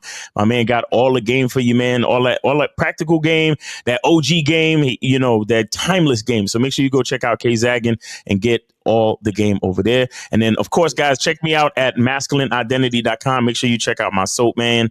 As always, get that handmade luxury soap. And of course, I do Zoom calls every Monday night. We do the Monday night masterclass, 11 p.m. Eastern time every Monday. But you have to be a part of the membership. So go to masculineidentitymembership.com or go to masculineidentity.com and join the membership. And you could also schedule consultations over there as well as get the soaps. And of course, Mr.1950.com, man. Let's get that silverback. Yes, sir. Go to gatewaytogame.com. Learn the silverback lifestyle. The last traditional man. You know what I'm saying? Don't you ever disrespect him on a fucking Jubilee panel. He will flatten you, nigga. Real quick, Mello. Go ahead, sir. Yeah, I just want to say I got a premiere after the show, so y'all go ahead and check it out. I know my guys, the Silverbacks, we got the Zoom call right after this show. I'm coming in right now. No Diddy, right? So, but I'm gonna let y'all know, man. I got a lot going on this week when it comes to the new membership. I got and everybody on this membership, gatewaytogame.com, gets the other membership videos too. For that sex membership, and then also too, the candles and the aprons and stuff, or will be out this week, man. We rocking and rolling, baby. So rock with me. let me just say this. I got 3 joints coming down the pike in the next day or 2. One of them is how women emotionally exploit weak men. That's one of them. Another one is when women are more invested in the relationship, they're less likely to sabotage it. Another one is how men frustrate themselves by employing too much logic when dating. That's way too much game for the videos. Like that needs to be on the membership, dog. Right? You are giving him too much, Zach. Too much, Zach. Too much, Zach. That is way too much, dog. Way too much. All right. And I normally don't say it, but nigga, hold on, what? Oh yeah, nah, man, nigga, that's what we talk behind the scenes, nigga. All right, guys. So that has been the Real Game No Theory Sunday show. We appreciate y'all, man. God willing, we'll be here next Sunday. So make sure y'all come through. Shout out to the moderators. Shout out to everybody that called in. We appreciate you. And that's it, man. See you next Sunday, man. Peace. Right, we out.